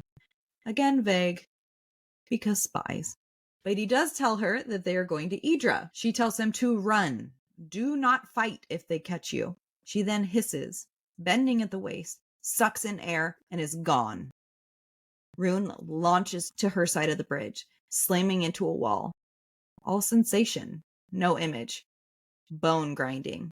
Her giving over to the male with her. Very rough sex. Consensual, but not meaningful. The pain had awoken her. Rune waited on the other side of the wall. When she returned, her fire had banked. Rune questions her, but she's icy and distant in her responses. After a moment, kneeling face to face, she admits, "I hate him. No one knows, but I do. He disgusts me." Then why? It's complicated. Rune says she scared him. She tells him not to get too attached. They volley back and forth until her iciness melts into their usual playful banter. He asks her to stay and rest there with him. So she does. I know. Cormac teleports Bryce, Hunt, Rune, and Tharion to Idra, making several stops. He then leaves to ask Command not to put Pippa Spetsos in charge, which didn't go well. Pippa already has her claws in them. She is now in charge of the Valbaran front. There's no news on her search for Emil and Sophie, though. Pippa shows up just in time to watch Hunt examine the new mech suit prototype. She taunts Cormac about trying to turn Command against her, or trying to use her to get information on Emil. She denies being the one who murdered all those people looking for him, stating, "You're too coiled up in your own snake's nest to see the truth, or to see who among you has a forked tongue." But then goes on to say she isn't looking for Emil anymore. They have better weapons now, aka the suits. Hunt examines the suit. It was made by the Asteri for Vanir to pilot. Smaller than the other models. The metal has the same makeup as Gorsian stones. The ore will absorb magic, not suppress it. It can draw first light from the ground and turn it into weapons. Brimstone missiles made right on the spot. Never running out of ammo. Never running out of battery life. A Vanir can wear it like armor. So scary. Yes. Pippa's eyes light up with bloodlust, because she's a psychopath. Crazy. Yes. The rebels would at last have a source of magic to fight back with. Even the playing field. "This is a death machine," Hunt says, "and no one should fucking use it.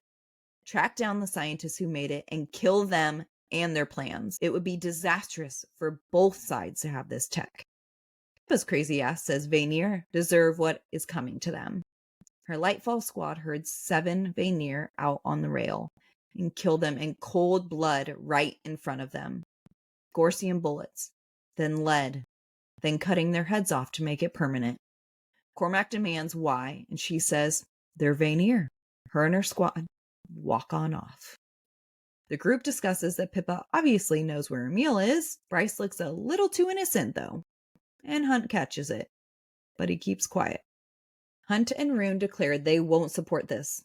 They will lead the 33rd and Ox against Ophion if they attack Lunathian and innocent people. Bryce says they can't have the Asteri or Ophion getting this suit. She looks over. "Light it up, Hunt." So Hunt does, blasting the suit apart and all the trucks around them.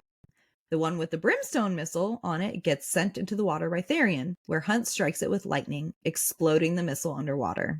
In the ensuing chaos, Cormac is shot by a Gorsian bullet by Pippa in the arm. So he's alive for questioning, of course. No teleporting now.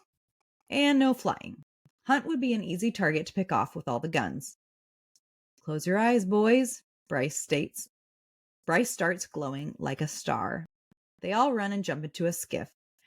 Bryce rips into Cormac for associating with psychos like that who murder innocent people that were literally helping them. She says she is done helping the rebels, done helping Tharion and his queen too, done with all of it. She tells Rune he would be smart to stay away from Agent Daybright also. Hunt scans the horizon for enemies and sees a black dog running there. Is that Baxian? He runs along the coast, barking madly. Uh-oh. If he's there, the hind must be nearby.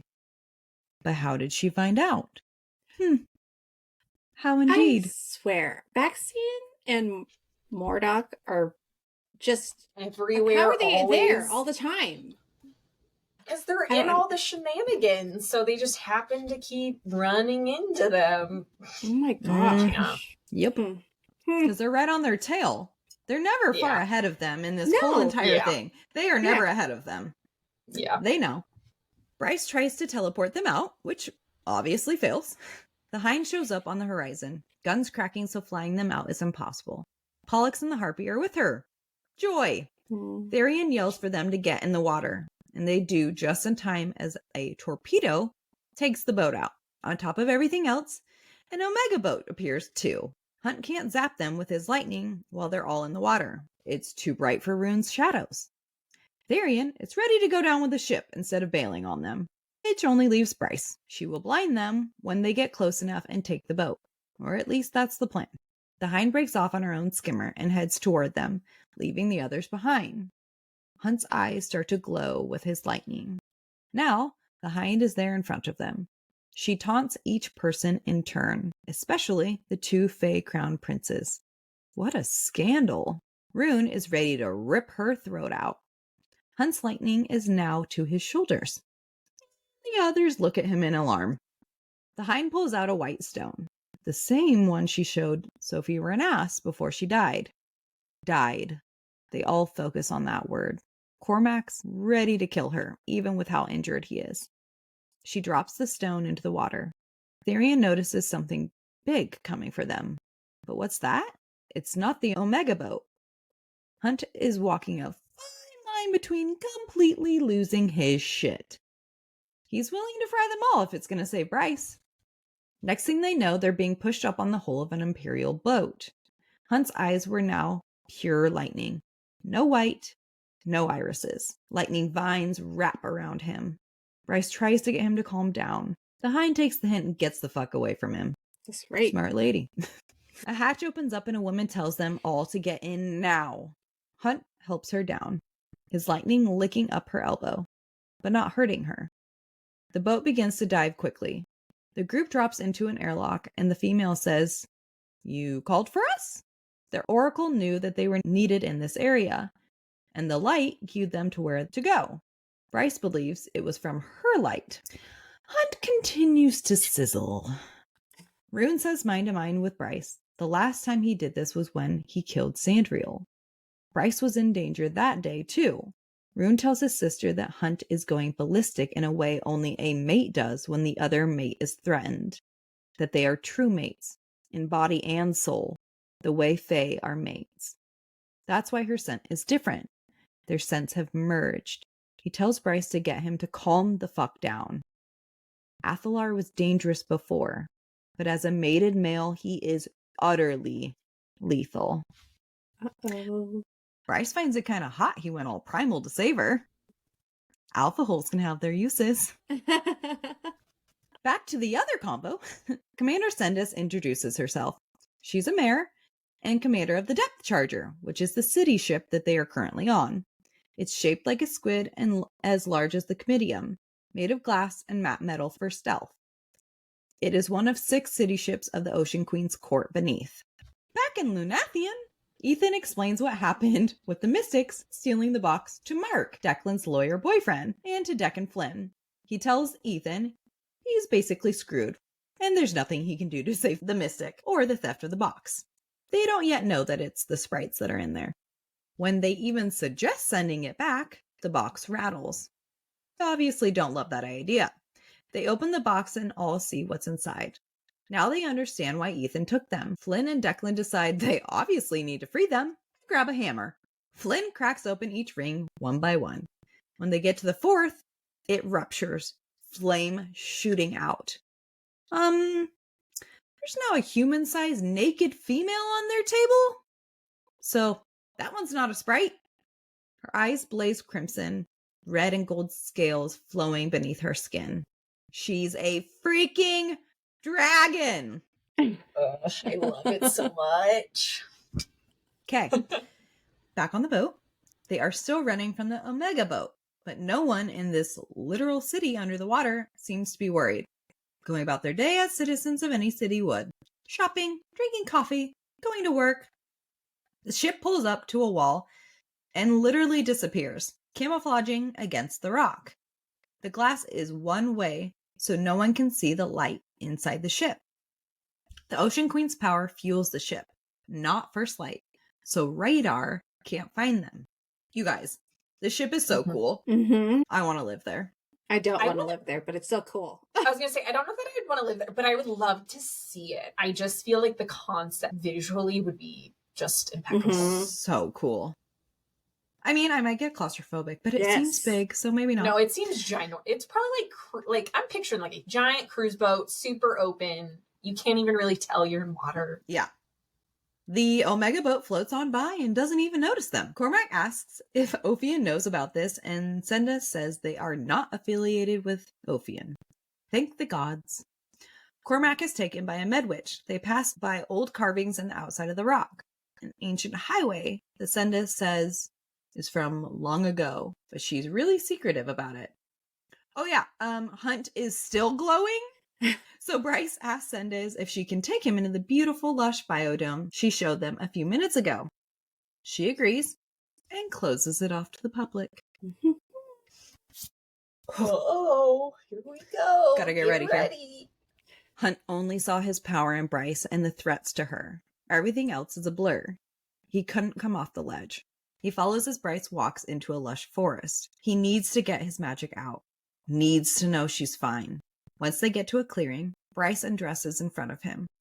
Your turn, she says to him. So he did. All he wanted was to please his mate. Yes, Hunt, I'm your mate, and you are mine. His mind clears a fraction, lust taking over the primal rage. But he's afraid to hurt her. You won't, she says. I trust you. As they kiss, his lightning flows over her, on her skin, in her hair, and she basks in it. They become two souls twining together at the bottom of the sea. Her star flares, merging with his lightning. As they came together, the lightning cleared from his eyes. This was Hunt again. There was so much buildup that, let's just say, they didn't waste any time with foreplay. Her light flowed into him and he shone with it, just as she shone with his lightning. They want to finish together, and as they did, she fell through time and space. Literally. Next thing they know, they're in the airlock, butt-ass naked. She teleported them. Damn, Bryce! But also, it's about damn time. It's about damn time. Well, and I just love that Bryce had no shame about any of that. She was just like, well, here we are naked. Yep. She was like, damn, you did a good job, bud. High Oh, five. I loved it. Wait. Okay. Back to the frat house. The guys find out the fire sprites are Reethi, Milana, and Sasa, triplets descendant of Persina Falith, Lady of Cinders. The dragon's name is Ariadne, and she's a little bit spicy, to say the least, which Flynn especially likes. They tell him that they were bespelled by the astronomer, and that he is actually an ancient sorcerer. He uses them to light the way into hell. SPQM is tattooed on each of their wrists. So, stolen slaves. Ethan is fucked. Someone could technically buy them and then free them, but the dragon is way too expensive. Ethan asks about the wolf mystic, and they tell him that she is defiant, and the astronomer tortures her by sending her to hell for demons to play with, hoping to break her, which won't happen. The guys tell the sprites and Ariadne to make themselves at home. Ariadne explains that she can't run, as the slave tattoo won't let her shift unless her master allows it. Back on the ship, Cormac was mostly healed from the med witches. It's so nice to be Vanier. They heal so freaking quick. Not even a day later, right? Right? Yeah, no, later. Literal hours. Mm-hmm. Hunt and Bryce tell him that she teleported and how. No shame in her game. Cormac guesses that their magics merged and that Bryce needs Hunt's power to teleport. Well, Pauline had told Hunt that he and Bryce hadn't yet discovered what their powers could do together. Commander Sendis walks in and grimly tells Cormac that she heard him talking about Sophie Renast in his delirium, that they had been summoned to save her weeks ago, but they were too late. Sophie had drowned by the time they picked her up.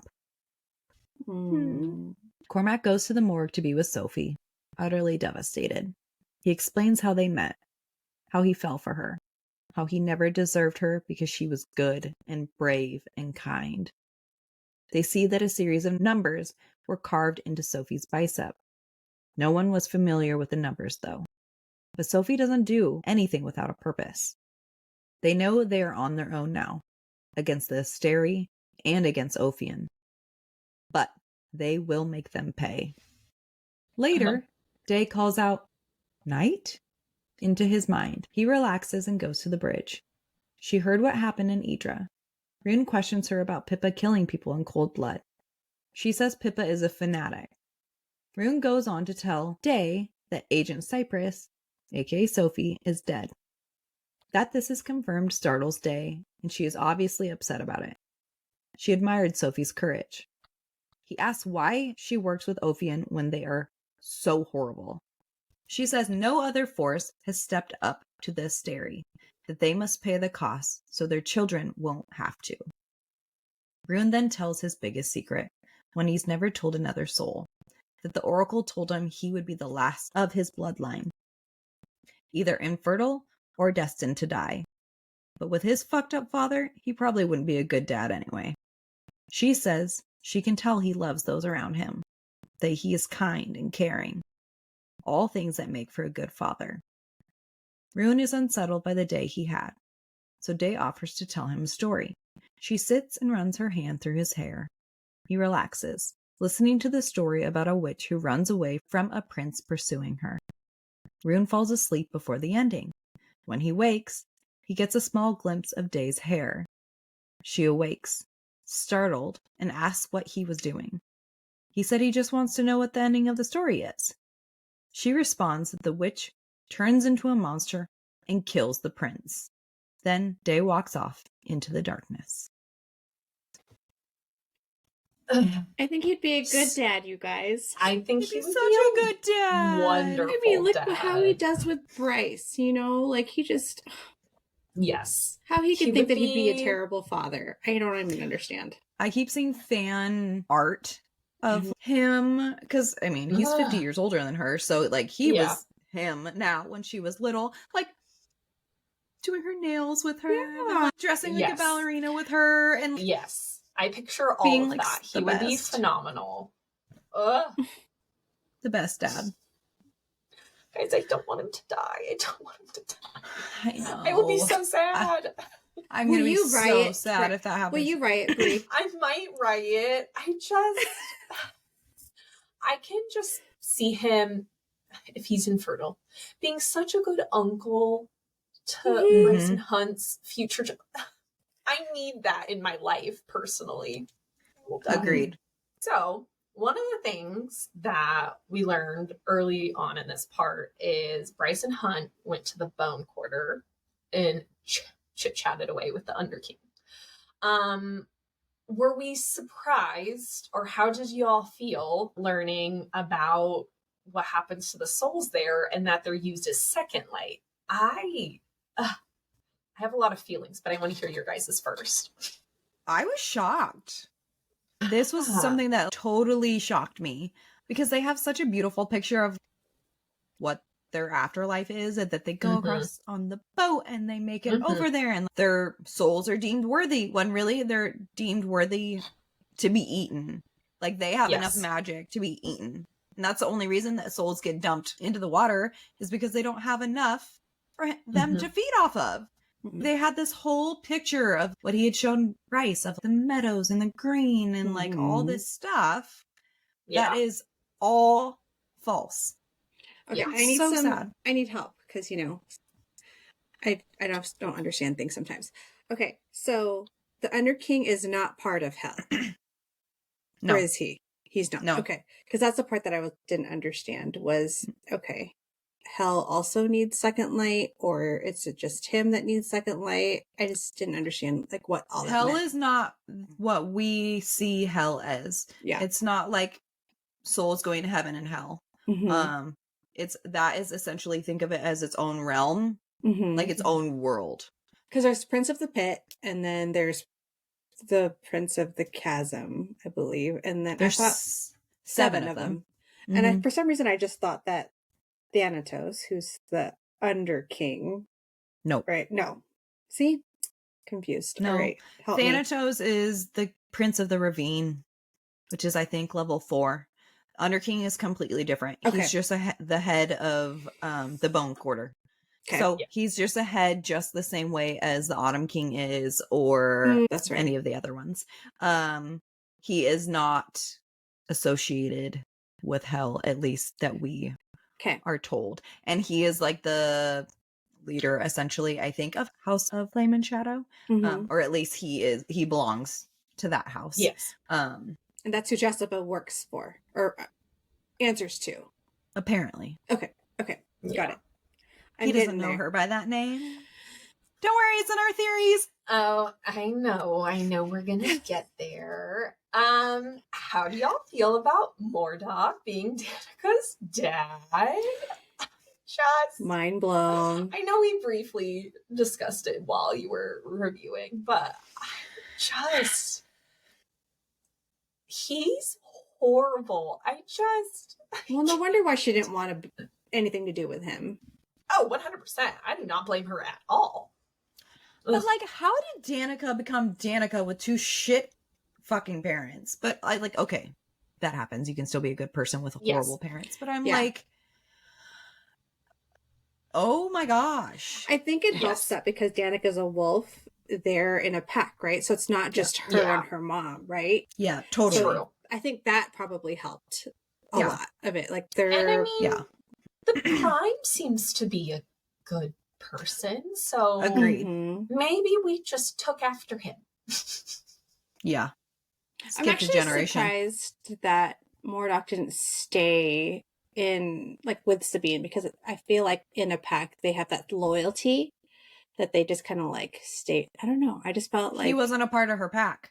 I know, but I feel like that would have been part of it. This was a one-time thing. I don't know. I think he's such a horrible person. He would happily peace out. Peace out. I get the impression that this was, I don't know that if it was arranged, but I feel like if it was arranged, it would have been arranged just by Sabine and him, not by the Prime. Yeah. Or it was a one-off, like he was in Lunathian and this happened, and she's a strong female and he's a strong male, and Sabine's sadistic enough that she was like, fuck it. Or it was not consensual. Yeah. I mean, it really could be like the Autumn King, where she was seeking for more power. I mean, knowing her, that could track. There are no males that, or at least it doesn't seem like there are any males that were on a level that she wanted to have an heir with.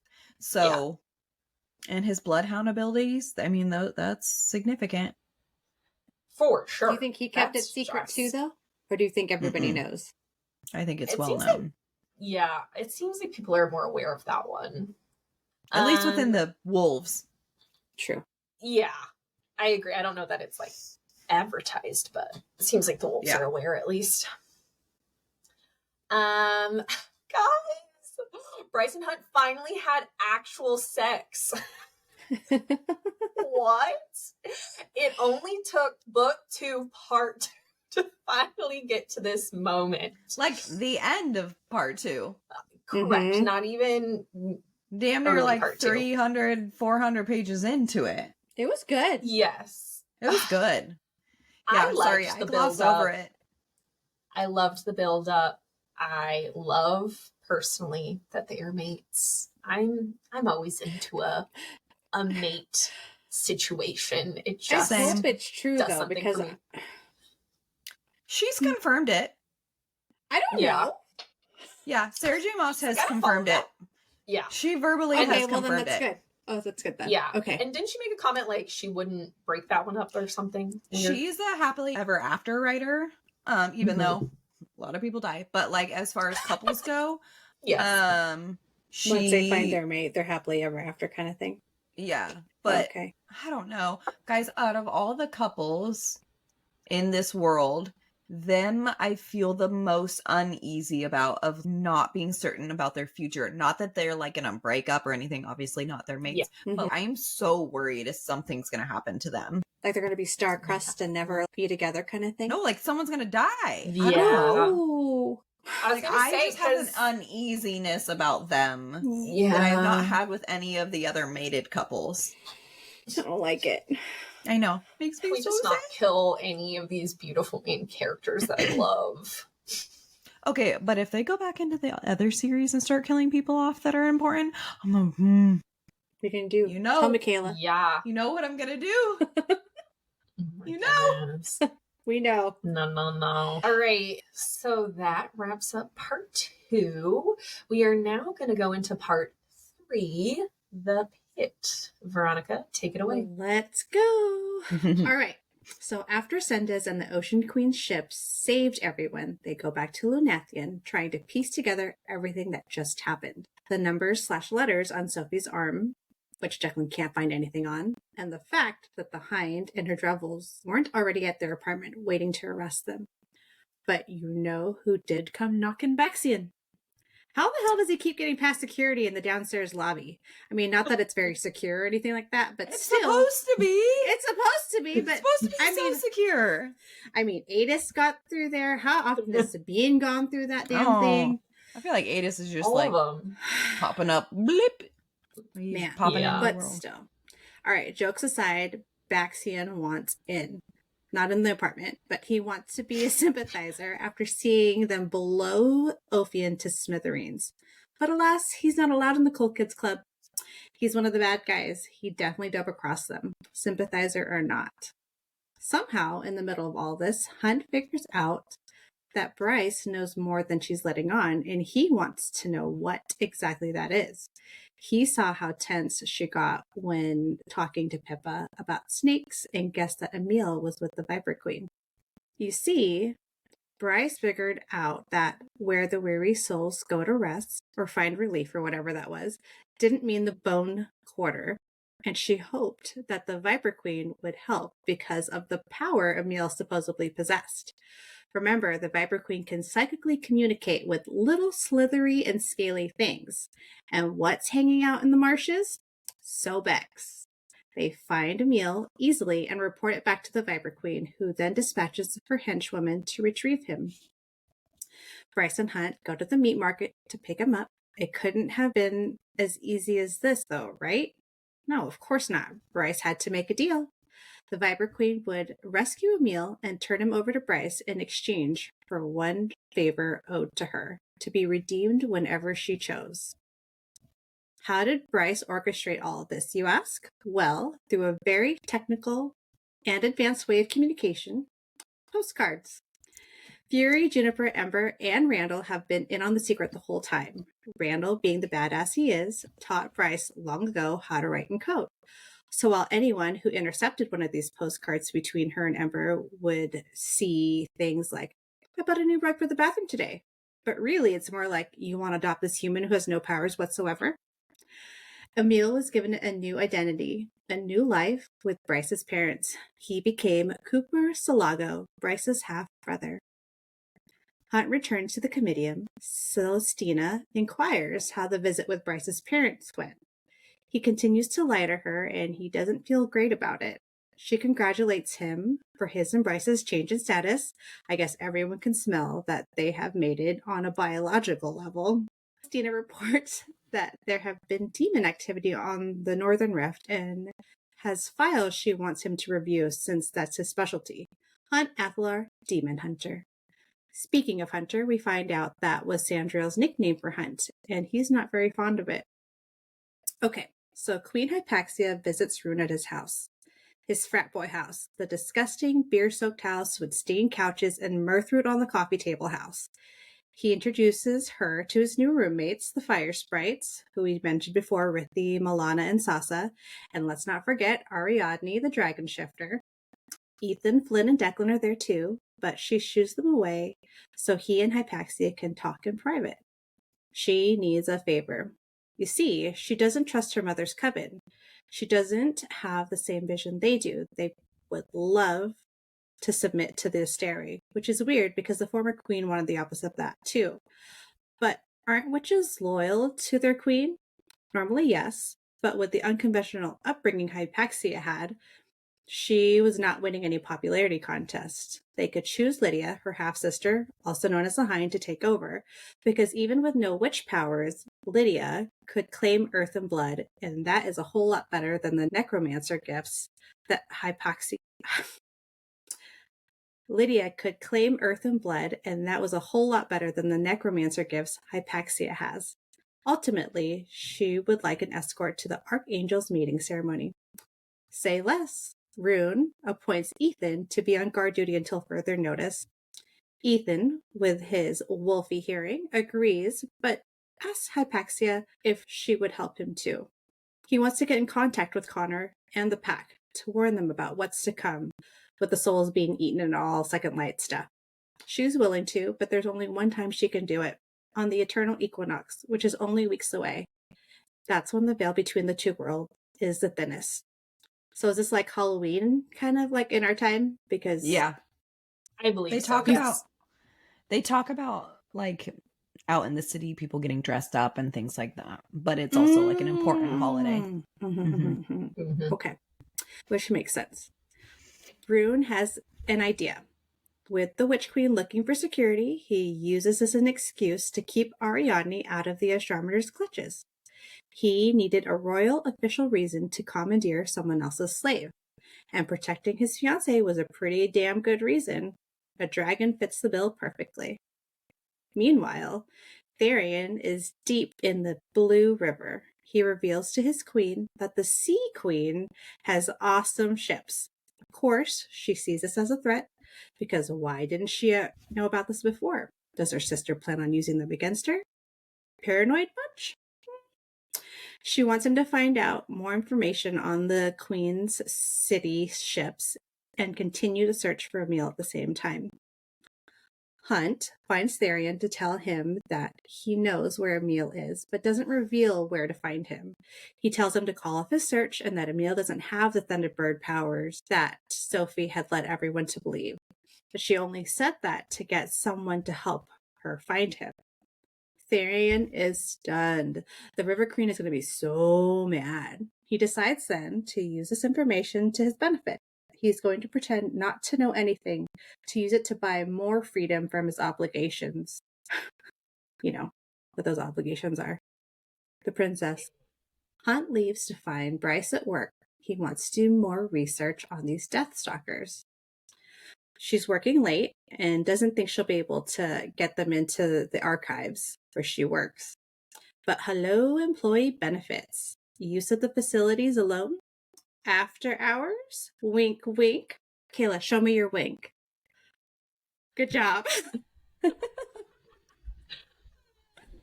He tells her about Asshole. the demons.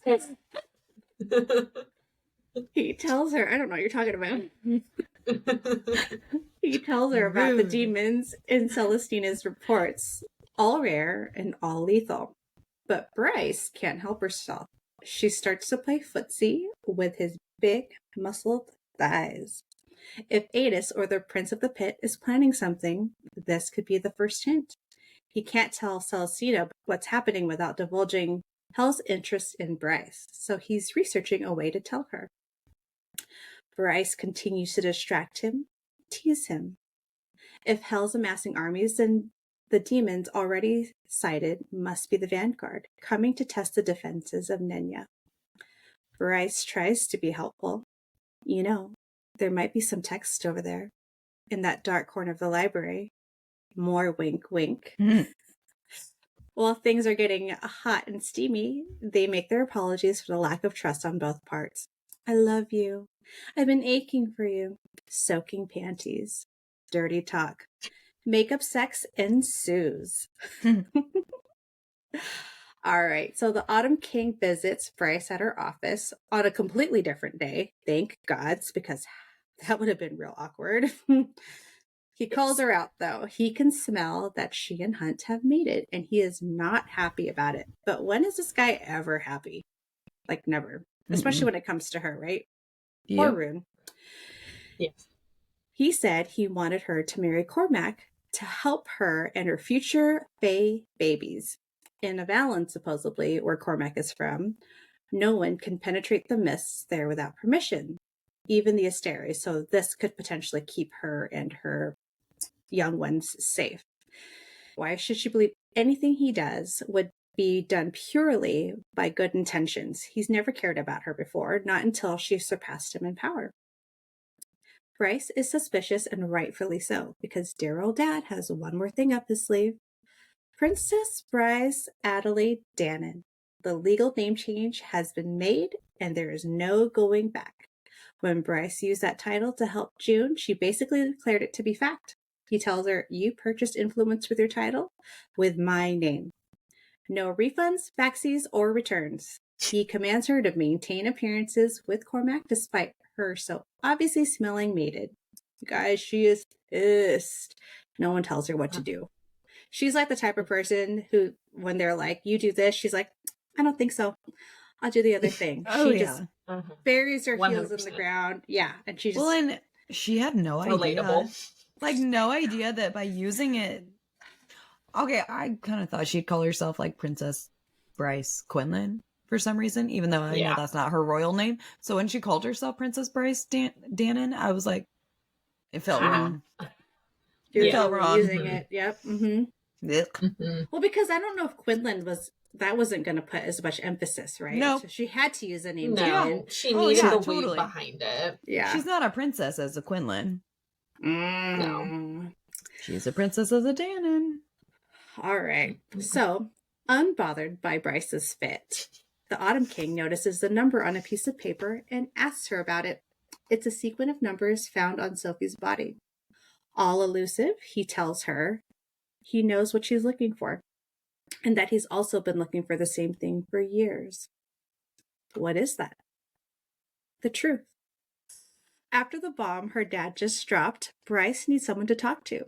Someone who would understand what it means to be something more than she ever wanted to be. She calls the one person who comes to mind, Queen Hypaxia.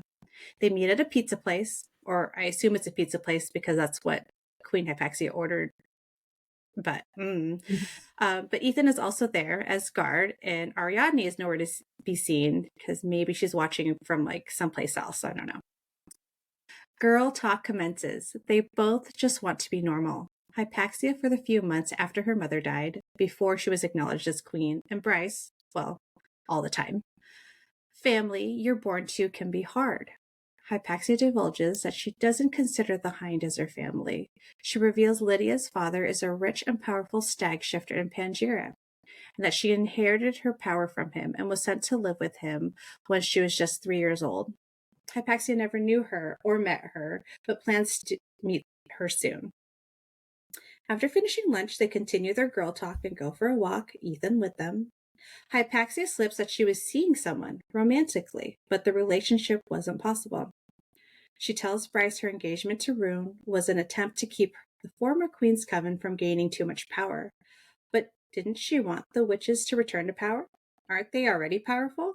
I guess not as powerful as they once were. It's as though their power is being siphoned away into nothing. Bryce asked if Hypaxia knew about what happens to the dead. And she does. You see, Hypaxia's tutors predate the Asteri. In fact, there was no such thing as the Bone Quarter when they were still alive. They died in Parthos before the Northern Rift opened. The dead told her what happens now after they die, and she didn't want the same thing to happen to her mother, but her coven wasn't happy that she kept her from being zomed to an eternal resting place. She gave up ever being able to communicate with her again just to keep her from going to the bone quarter and being eaten a second night. So where did the dead go before the Asteri? Her tutors told her, someplace beautiful. Their walk was so rudely interrupted by a massive scaled gray being who attacks and lunges at Ethan, biting down on his throat, ripping it out. He's out of commission. A second one comes to join the fight. The girls defeat the beast using Hypaxia's knife, Ethan's gun, and Bryce's teleporting skills. Isaiah arrives with the Triari, wings in the sky, lights and sirens on the ground. Athalar shows up not too long after and recognizes the demon as the Death Stalkers. But how did they kill them? It's near impossible. Bred by Apollyon himself, they are fast. So fast that not even Faye could outrun them. By the way, Bryce doesn't tell Isaiah that she teleported. Why would the Prince of the Pits send the Deathstalkers? After all, he didn't give the impression he wanted her dead. He wanted her to learn to use her full powers. Was it a hit on Hypaxia, perhaps? Maybe. Maybe her coven sent them. With the unrest there, they could easily say Hell had a score to settle with Bryce and Hypaxia was just collateral damage. So, remember, Ethan got his throat ripped out and he was taken away to get healed. He wakes up and finds Hypaxia there.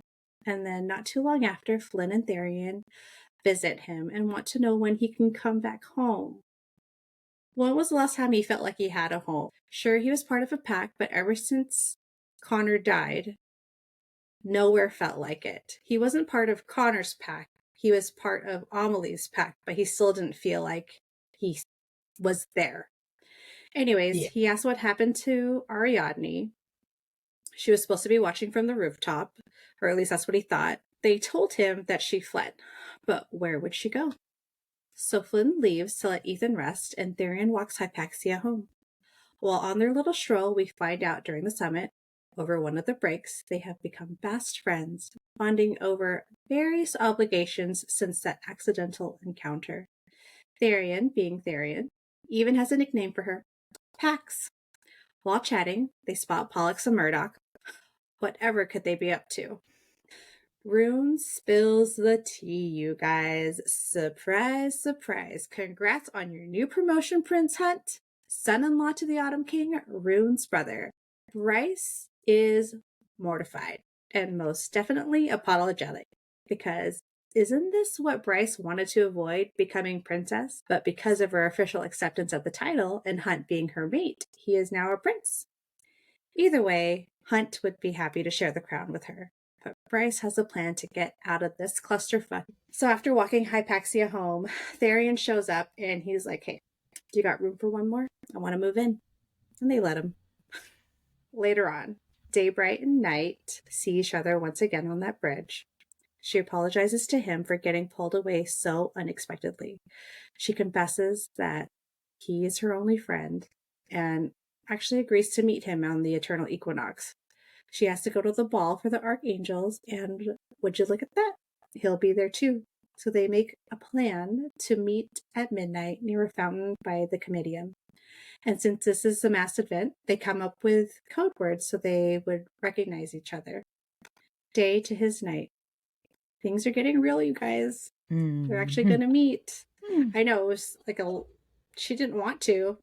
And he was always kind of curious, but. Oh, he's wanted this for a while. Oh, yeah, for sure. Yeah. Uh-huh. He's breaking her down. He's definitely getting the feels. All right. So, Hypaxia and Rune are dates to the Eternal Equinox ball. Tharion and the River Queen's daughter are there too. Bryce and Cormac enter together, Hunt in tow, third wheel in it.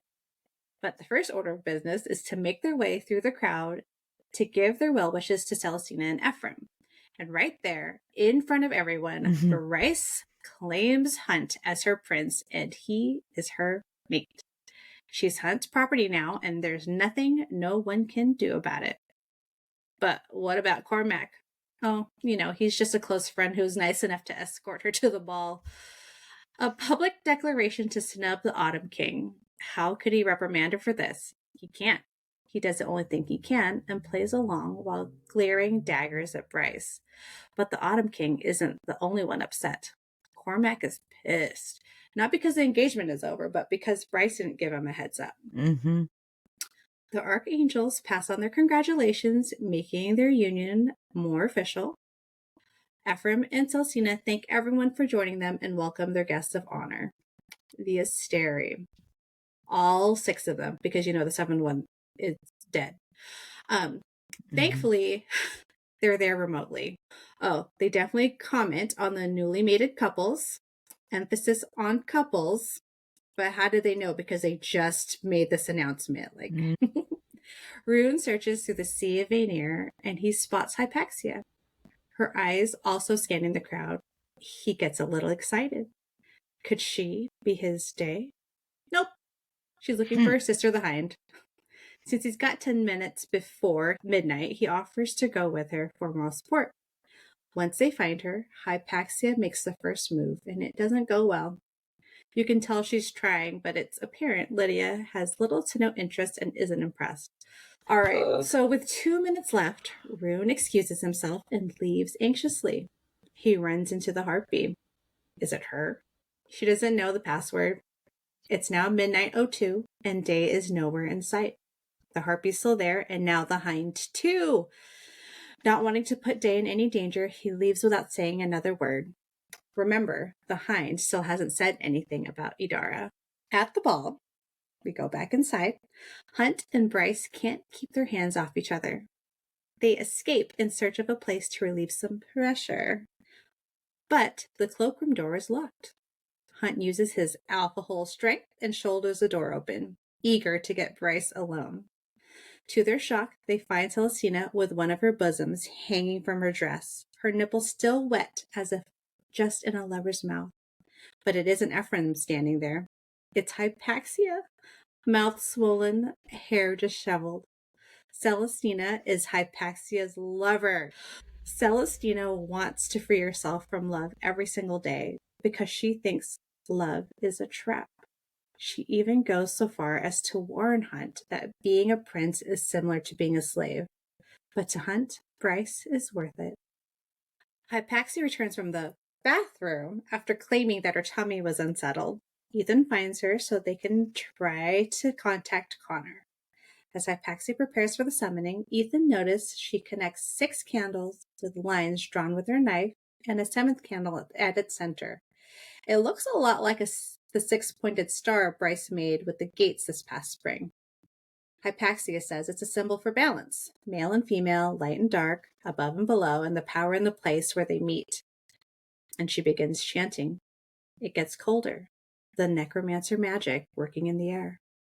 The soul is stronger than Hypaxia anticipated, and she's not sure how long she can keep the connection. In the center of the star, someone appears. Not Connor, though. The Underking. And he wants to play a little game, testing Hypaxia's power.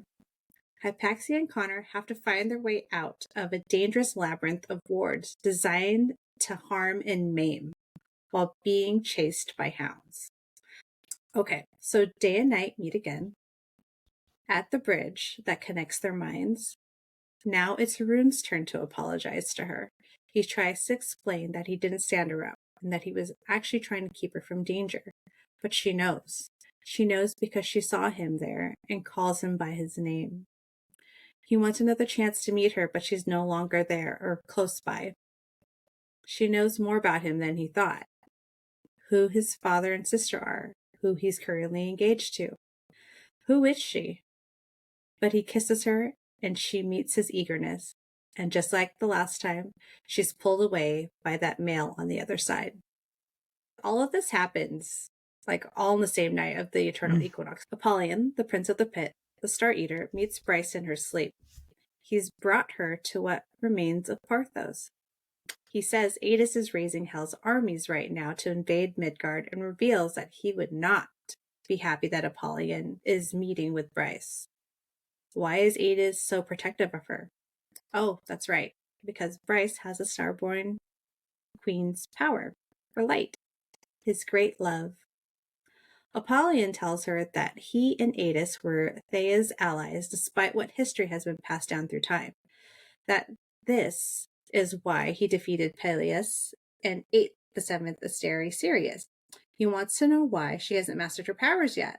Bryce asked him about the Reapers, and he says it wasn't him and that he actually knows nothing about it. But he wants her to open the gates of hell and had to wait till tonight, the eternal equinox, still on the same frickin' night, to tell her.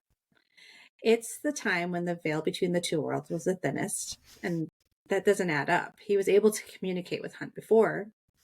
That's because he was bred to be receptive to their kind. Hunt's power can activate the horn. Hell is ready to finish the war. But wait, I have so many questions. What do you mean he was bred? Like, does that mean that they picked somebody and his mom and his dad were selected together to make him? Bryce, Hunt, and the rest are at the Ox training space the next day. Hunt zaps Bryce with his power, and Bryce practices teleporting through an obstacle course set up by Cormac. Hypaxia and Ethan find them there, still a mess from their encounter with the Underking. What happened? Is everything all right? What about Connor? They ask them. The Underking wants to see you at Erd's temple within the hour. If not then, Connor and the rest of the pack of devils go through the gates, and he'll make second light out of them. Tharion is at the meat market, pretending to do espionage stuff to appease the River Queen. But what does he overhear? Dragon gossip? Now his mind is whirling. Could he use Ariadne as an apology present after sleeping with the leopard shifter the night of the equinox? One would think a dragon would be perfect in lieu of a meal, right? He's trying to find ways to appease his queen so that he can get out of hot water. All right, so Tharion recruits Flynn, unbeknownst to him, to find the dragon shifter in the Viper Queen's nest. And there she is, just lounging casually on a couch watching TV.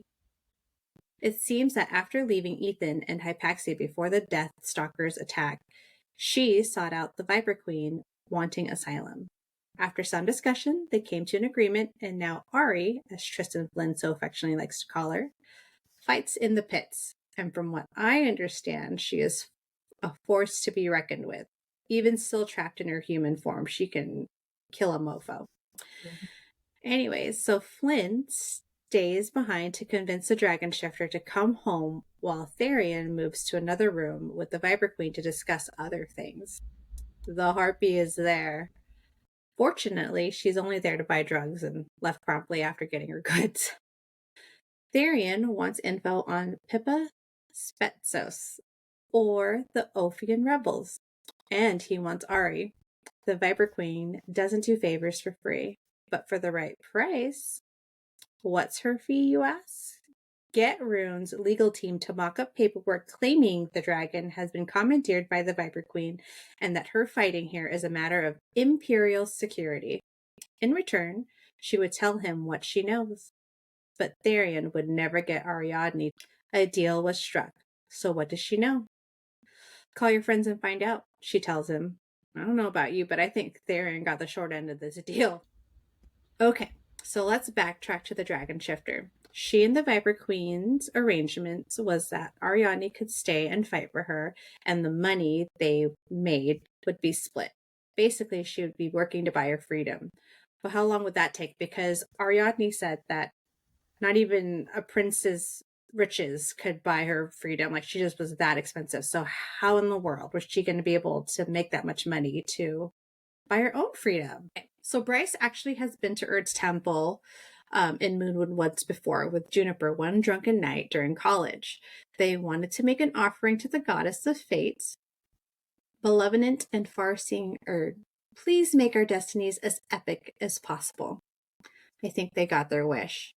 Juniper dancing like a badass rock star, and then Bryce with all her other shit. All right, so Bryce, Rune, Hypaxia, and Hunt find the streets on the way to the temple are eerily empty. Could it be the Underking cleared it out, or was it because of the menacing Pollux and Mordac who were spotted on the way over? Are they looking for something? Or someone? Either way, it can't be good. The temple is empty too. Not one priestess in sight. But wait, there, sitting upon a stone throne, on top of the dais, is the Underking. Ominous, right? He tells them the Reapers they thought were sent from Apollyon were actually from the Eternal City. That's oceans away. But Reapers once crossed worlds. Water isn't going to stop them. He doesn't know why they attacked, but he definitely doesn't appreciate others creeping into his territory. He congratulates Hypaxia for making out of his labyrinth of wards and spells. He's changing subjects. Focus, King. Why did you call us here? Do you know anything about the numbers found on Sophie's arm? I don't know, he says. But maybe the Lightfall soldiers and their leader Pippa Spetsos knows. What? They are marching into the temple courtyard right now. It was a trap. War means death. Death means souls and more second light. More food, and since Pippa told him who her new enemies were, they made a deal to benefit them both. This way, Pippa would get to slaughter her foes, a lot of Vanir scum, and the Underking would get a hefty supply of snacky snacks. Real hefty supply. Death is the only victor in war. Bullets blast through the temple doors, hopefully not of the Gorsian variety. The Ophian rebels try to get in. Bryce takes Hunt's hand, places it on her chest, and says, "Light me up, Buttercup." He's going to need a lot of juice to pull off whatever plan she has in her brilliant little brain. It really does suck that no one else knows what's going on in there. Good thing, Hunt trusts her. He blasts his lightning into her, giving her a much-needed boost. She's getting reinforcements. Just when things are getting hairy, Bryce pops right back. What did she do? The temple door indents. We have to get out of here. And Bryce, you're the only way. Teleport us out. I can't do it. You can. No, I can't. Yes, you can. We believe in you. You're stronger than you think. Reluctantly, she takes Hypaxia first. She did it, albeit it didn't leave her feeling so great. She returns, retching on the temple floors. She reaches for Rune next and vanishes. The temple doors dent further in and shudder open a few inches, enough to stick their little guns through and litter the place in bullets. The doors blow open. Lightfall soldiers fall to the ground from the force. But what's this? Pollux, with its glorious white wings, hammers his fist down on a rebel head. He's laughing because he's crazy. Behind him, Mordac and the Dreadwolves that were spotted earlier are being shot at by the rebels. And beyond that further is the Hind, watching from a safe distance. Blood and bone everywhere, Bryce returns, not looking too great. She's all tapped out, and just the thought of another power punch from Hunt makes her feel nauseous. She doesn't have enough in her to teleport again, but she came back. For him.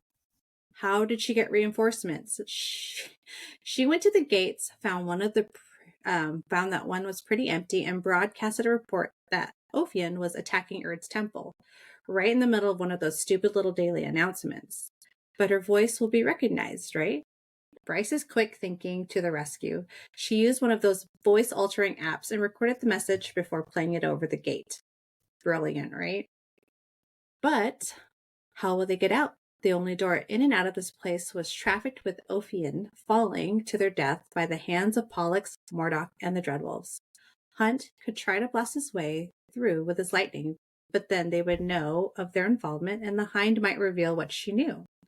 Suddenly, a giant black dog with fangs the size of Hunt's hand appears by the throne. He motions to the throne with his massive clawed paw, then disappears behind it. Without a second thought, Hunt grabs Bryce and runs up the dais, finding nothing but empty space behind the throne. Not even Baxian is there. A growl behind him, he turns and finds the back of the throne isn't stone at all, but a doorway leading into a narrow stairwell.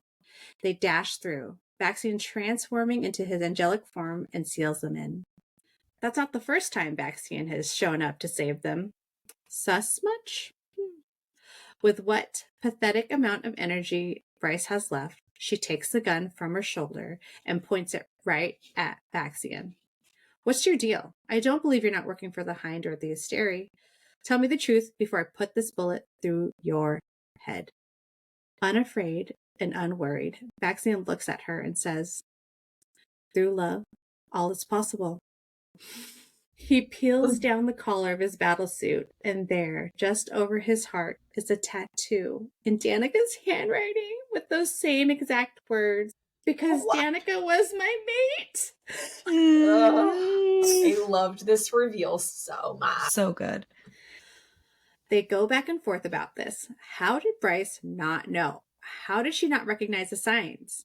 Vaccine tells them how they met and that they knew instantly that they were mates. After the deal was sealed, Danika told him everything. How Synth was a cover story, but ultimately she died because of her research. Remember, Danika was a history major and had even asked the Prime questions about their lineage. She was trying to find an alternative to Sabine. She didn't want to leave the wolves in her care, especially since Danika didn't think she would have much longer to live. After they met, she started looking for ways for her and Baxian to be together because no way in hell would Sabine, Sandriel, or the Asteri permit it. Glad someone finally put a bullet through Micah's head, Baxian had said when they first met. He had a feeling that jerk was involved in Danika's death. That was like the first sign, you guys. The first sign. And I missed it. I didn't even think about it. I love him so much. I know. I really do love Baxian. I love him. Okay. So, if he knew so much about Danika, told him all her secrets, does he know about Sophie Renast? When Danika was looking into the Thunderbird lineage for her shifter research, she found Sophie and confirmed it with her bloodhound nose. Danika had some theories about the Thunderbird's powers. What about the numbers? He recites them. It's a system of numbering brooms used in only one place in Midgard, the Asteri archives. He knows this because he gave it to Danika. Danika became obsessed when she found out. She had theories that would alter this very world. Sophie was supposed to find her way into that archive and find out what was inside. It took her 3 whole years, but by that time, Danika had died, and now Sophie is dead too. That must have been the leverage against Ophian and the Asteri she planned on using. But why couldn't they find anything about this on the World Wide Web? Because everything in the Asteri is highly encrypted. Which makes sense. Declan to the rescue. There's good news and bad news. Bad news first. There's no way to hack into the archival systems. It's ironclad. The good news, the camera system in the Eternal Palace is not ironclad. He can verify if Sophie ever made it to the archives. Let's do it.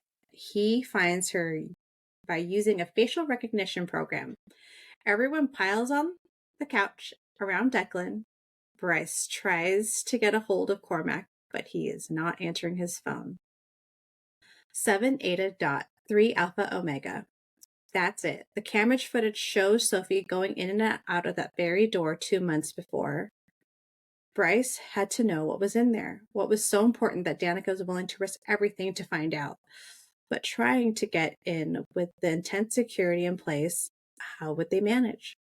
Yes, Baxian had been there before, but that was long ago when Sandriel was still alive. But who else could help them get around the Crystal Palace and ultimately to the archives? None other than Bryce's good friend. Fury to the rescue. She's been to the palace and knows the layout intimately, but she won't be there to help. She plans to take Juniper far away from all this mess, but before she does, she delivers a detailed, hand-drawn map. Before going to the Eternal City, with a very high possibility of not coming back alive, Tharion decides to tie up loose ends. He meets with the River Princess and calls off the engagement. She is seething. She knew all along he didn't want to marry her, but she was hanging on to one shred of hope that he would do the right thing. Now she's going to tell Mommy. Tharion runs to the only place he can think of to help him, the Viper Queen. He offers to sell himself to her as a slave, as a fighter for her pits. She has a better idea. Defect from the River Queen and join her instead, but still be a pit fighter. She pierced the skin of her wrist, letting her blood fall. He took it and drank it. If he could defect from the River Queen, surely then he could defect from the Viper Queen too, right? So you guys, for the longest time, I thought I was missing something. I couldn't remember why Tharion and the River Princess were engaged. Like they kept talking about it, and I was like, "What? I don't understand." But I would like to add that I wasn't crazy because they only tell us in part 3 of this book. Thanks to Ethan, we find out that Tharion wanted to fuck the princess so bad that he swore himself to her, thinking he could undo it in the morning. He obviously couldn't. And that was 10 years ago, you guys. Well, and like the fact that they hadn't forced a wedding at this point is just wild. 10 years is a long engagement. I understand you live forever and whatnot, but that's a long time. Well, and they talk about how like petty and jealous she is all the time, and like she gets upset, tells mom like punishes him, makes him do something stupid. But also in this one instance, when he's telling her that he was cutting it off, I was kind of like, yeah, girl, I don't really blame you, because she's like, I knew this whole time, you asshole. But like, I had hope that it could be something, and you just strung me along for 10 years. Like, yeah, you were attached to me, but also you strung me along for 10 years. So it's kind of like, I just wonder if he had done it, I don't know, a lot sooner, if the reaction would have been the same or not.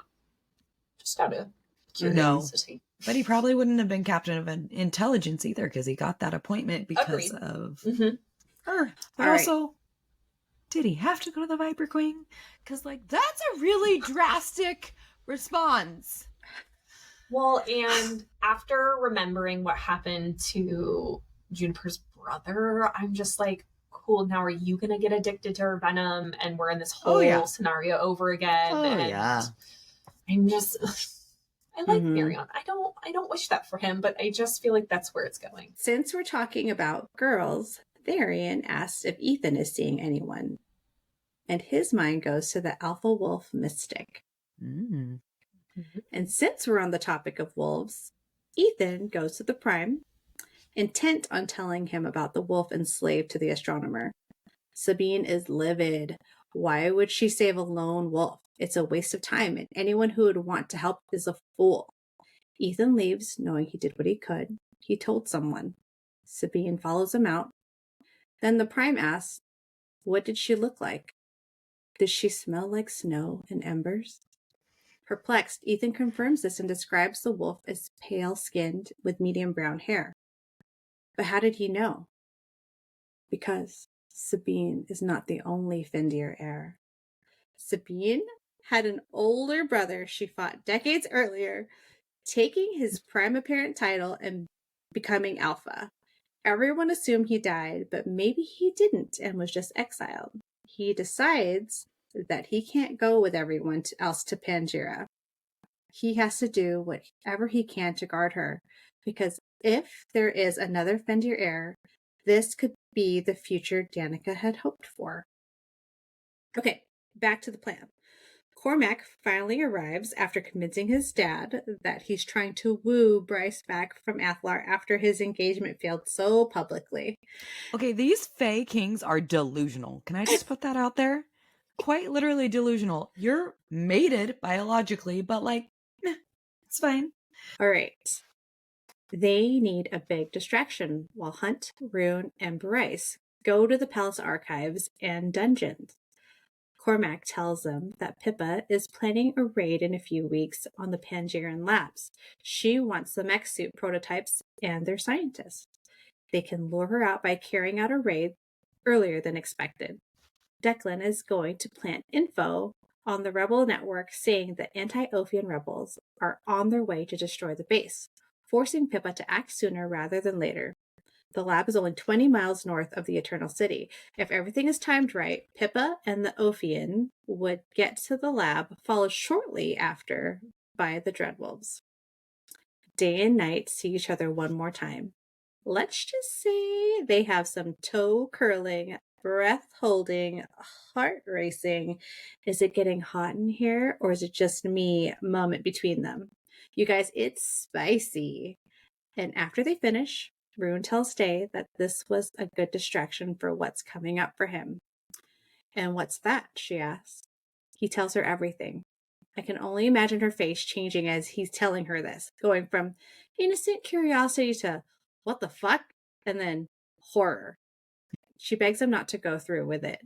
She's at the Crystal Palace, and it's too dangerous. But before she can elaborate more, she winces in pain and is pulled away again by that horrible male on the other side.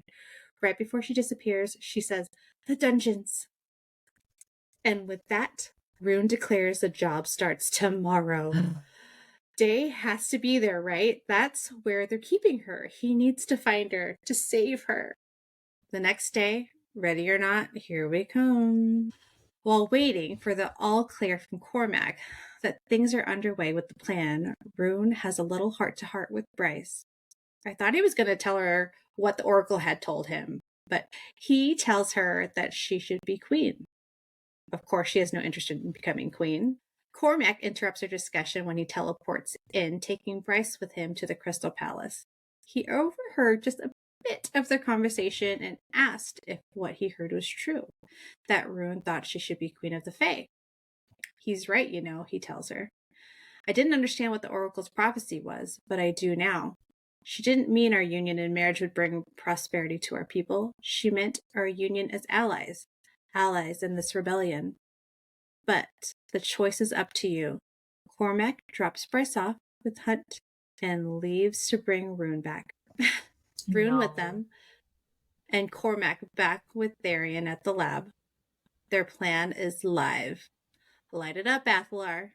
Hunt presses a hand over the star scar and watches as his lightning passes to Bryce once again.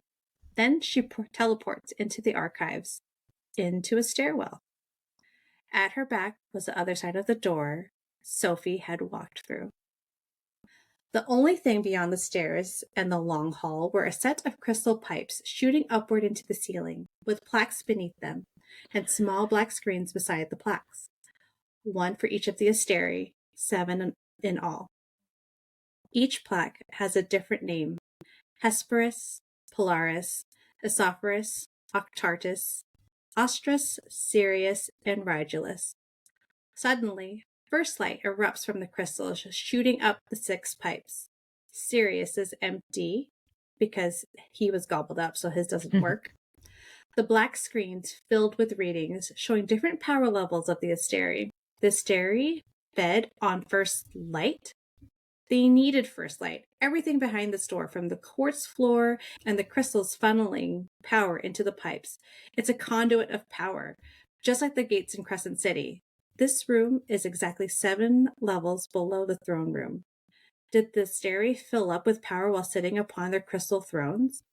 All the power given to the asteri, first light and second light, was used against its citizens to control them. They gave them an endless power supply. Stop the source of power, and they could destroy the asteri. Declan, having access to the cameras in the Crystal Palace, keeps them on Bryce. He reassures Hunt that Bryce is okay and that she went into a door marked dusk. He was starting to panic because Bryce had been in there longer than anticipated, and time was running up.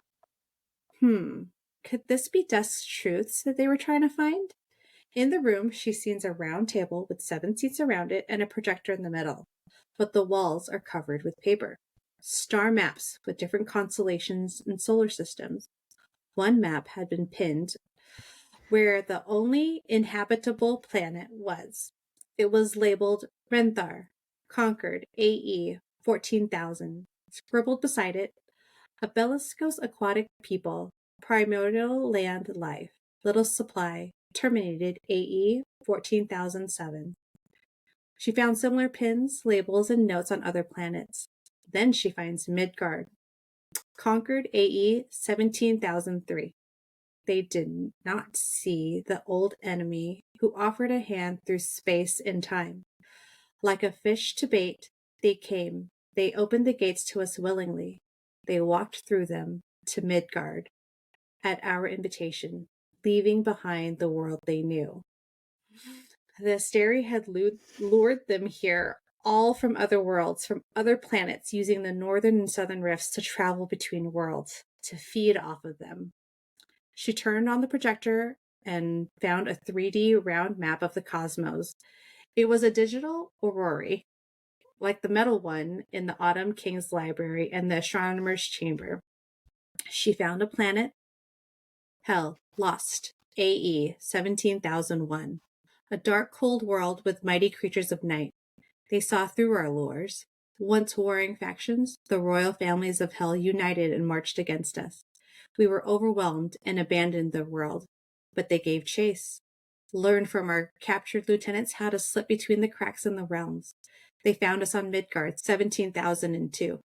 Tried to convince our lord prey of what we were, and some fell for their charms. We lost a third of our meals to them.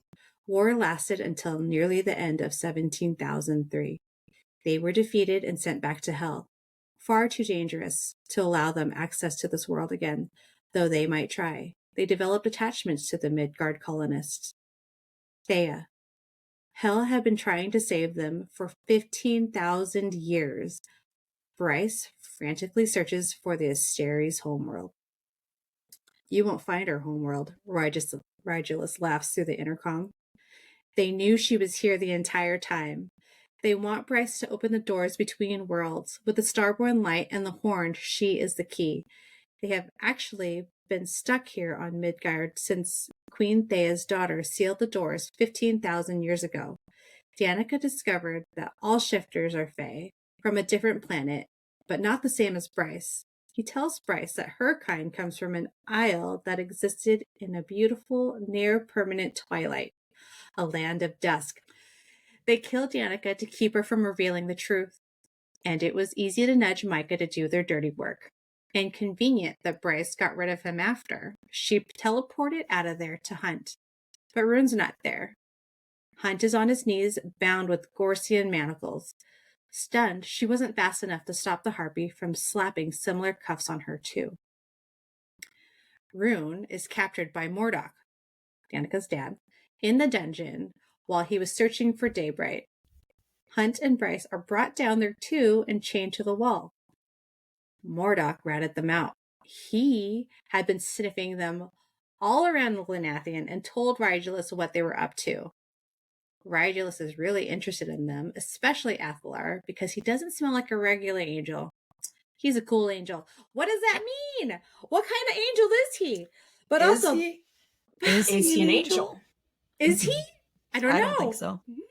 No, Okay. I don't think so. I think he was created. I don't think that he's an angel. By somebody. I think he was bred, but I don't know if that means that like things bred or if he was created. Oh shit. You guys, my mind, I don't know if it's ready to receive this info. Anyway, but that's why Mordac was everywhere, because he was just everywhere, telling on them. The little asshole. Okay, the harpy wants a go at Hunt before the hind ruins her fun. The harpy taunts them, and she decides she's going to fillet Rune in front of Bryce. A different kind of torture. Who will save them? Their only hope of getting out of here quickly is Cormac, if he teleports them away. But suddenly, something golden and swift as the wind barreled into the harpy's side and sent her sprawling. Rune recognizes the lovely scent immediately. It's somehow entwined with his own. Faint, but still there. Day, he whispered. Night. Lydia Servos, Hypaxia's half-sister, a double agent, the Hind, and Daybright. It was Pollux who would steal her from the bridge. How could his enemy be his lover? She saved him, them, more than once. It was her who summoned the city ship in Idara. We got your message. With the white calling stone, and now in the dungeon with the harpy. She found out that Mordac was working with the Asteri and tried to warn Rune the last time they were together. But when she found out that only her people knew, she couldn't risk telling him in fear that she would be discovered. There's no time to dissect and untangle everything because Pollux is on his way. But Bryce and the Hind have to make it look real. Make it look like Bryce killed the harpy and moved on to the Hind. Without reluctance, not a second thought, Bryce punches Lydia in the face, knocking her down, climbs over her, and just starts wailing at her face, beating her into submission. Pollux gets there and pulls Bryce off, Then the hind cuffs Bryce again. Maybe. The deadly couple escort the threesome to the elevators. They are expected in the throne room. There, sitting on the middle of the throne, glowing with first light, awaits Rigelus.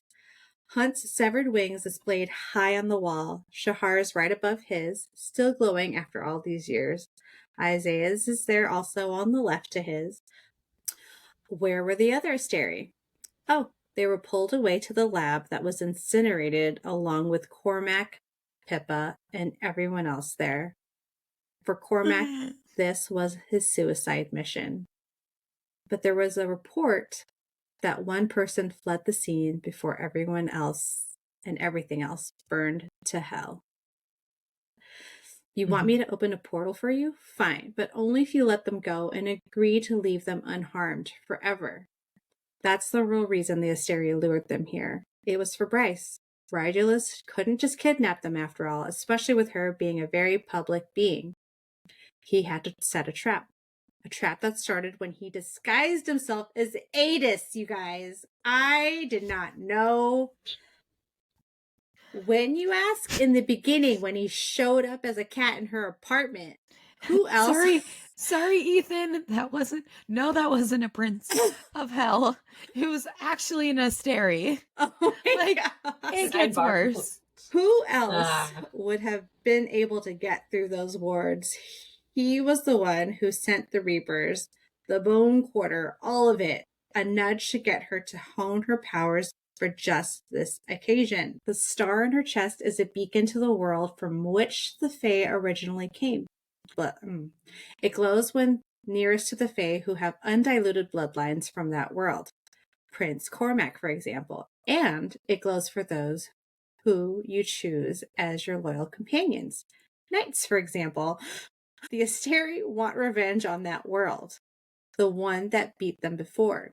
They tried once, but the stubborn star-born queen threw a wrench in their plans. A world rich with magic and responsible for the deaths of their brothers. Rigelus agrees to let Hunt and Rune go. Our love is stronger than time, greater than any distance. Our love spans across the stars and worlds. I will find you again, I promise. Hunt says to Bryce. She's granted her last goodbye to her mate and her brother. Turning to Rune, he tells her the truth about what the Oracle had told him. Finally. You have to live, Bryce. You have to be queen. He mind tells her to grab the Star Sword when she leaves. They need the armies from hell, and they need her to bring them here. While Bryce was hugging the boys, she unlocked their shackles with the key the hind slipped into her pocket. They had one more chance to get out of this. In all of this, Rune slips something into her pocket, but I don't think they talked about what that was. I think it's the crystal, but I don't know. It's the comms crystal. Okay. Long live the queen. With the signal spoken, she grabs the Star Sword, turns toward the bright hand, and blasts him with starlight. Hunt throws his loosened manacles and shoots his lightning at the Asteri too, giving her time to make her getaway. A moment is all they have. Rigelus blasts Hunt and takes chase after Bryce. She ran towards the court's gate at the end of the passage, the gate she'd opened to take her to hell. Rigelus is getting closer. Lightning spears down the hall into her back, filling her with Hunt's power. It ruptures a scar in her chest and into the gate, activating it. Right when Rigelus grabs her hair, she teleports to the gate. Or so she thought. The words keep trapping her. She was only able to teleport 10 feet at a time. She's 10 feet away from its opening and makes the jump the rest of the way. After Bryce is gone, Rigelus puts a halo back on Hunt. Did Baxine get one too? He had been in the throne room too and helped hold the others off with Hunt while Bryce ran. Hell is nothing like Bryce expected. She landed on an immaculate green lawn with a river nearby, and across that river was an ancient, beautiful city. Someone places a knife to her throat and speaks to her in a language she doesn't recognize. The strong male hauls her up and twists her around to face him. Black demon wings. His hazel eyes see the Star Sword on the ground, and he picks it up. He blindfolds her, then carries her off, flying them somewhere. A house? Where is she? Is this really hell? Who is this petite, dark-haired female with angular eyes like fury? She was a fae in beautiful old-fashioned clothes. Who is the other pretty female with brown gold hair next to the other winged male? No one could understand her, so she tried in the only other language she knew, the ancient language of the fae of the Starborn. No one has spoken in this language in 15,000 years. The male who brought her here had a knife that could have been the twin of the star sword, black hilted and bladed, bright light lit from the star sword and dark light from the knife, Alpha and Omega. Another female enters with brown gold hair, similar to the one already standing in front of Bryce, with tattoos from her hands to her elbows. The dark-haired male who stepped in after her.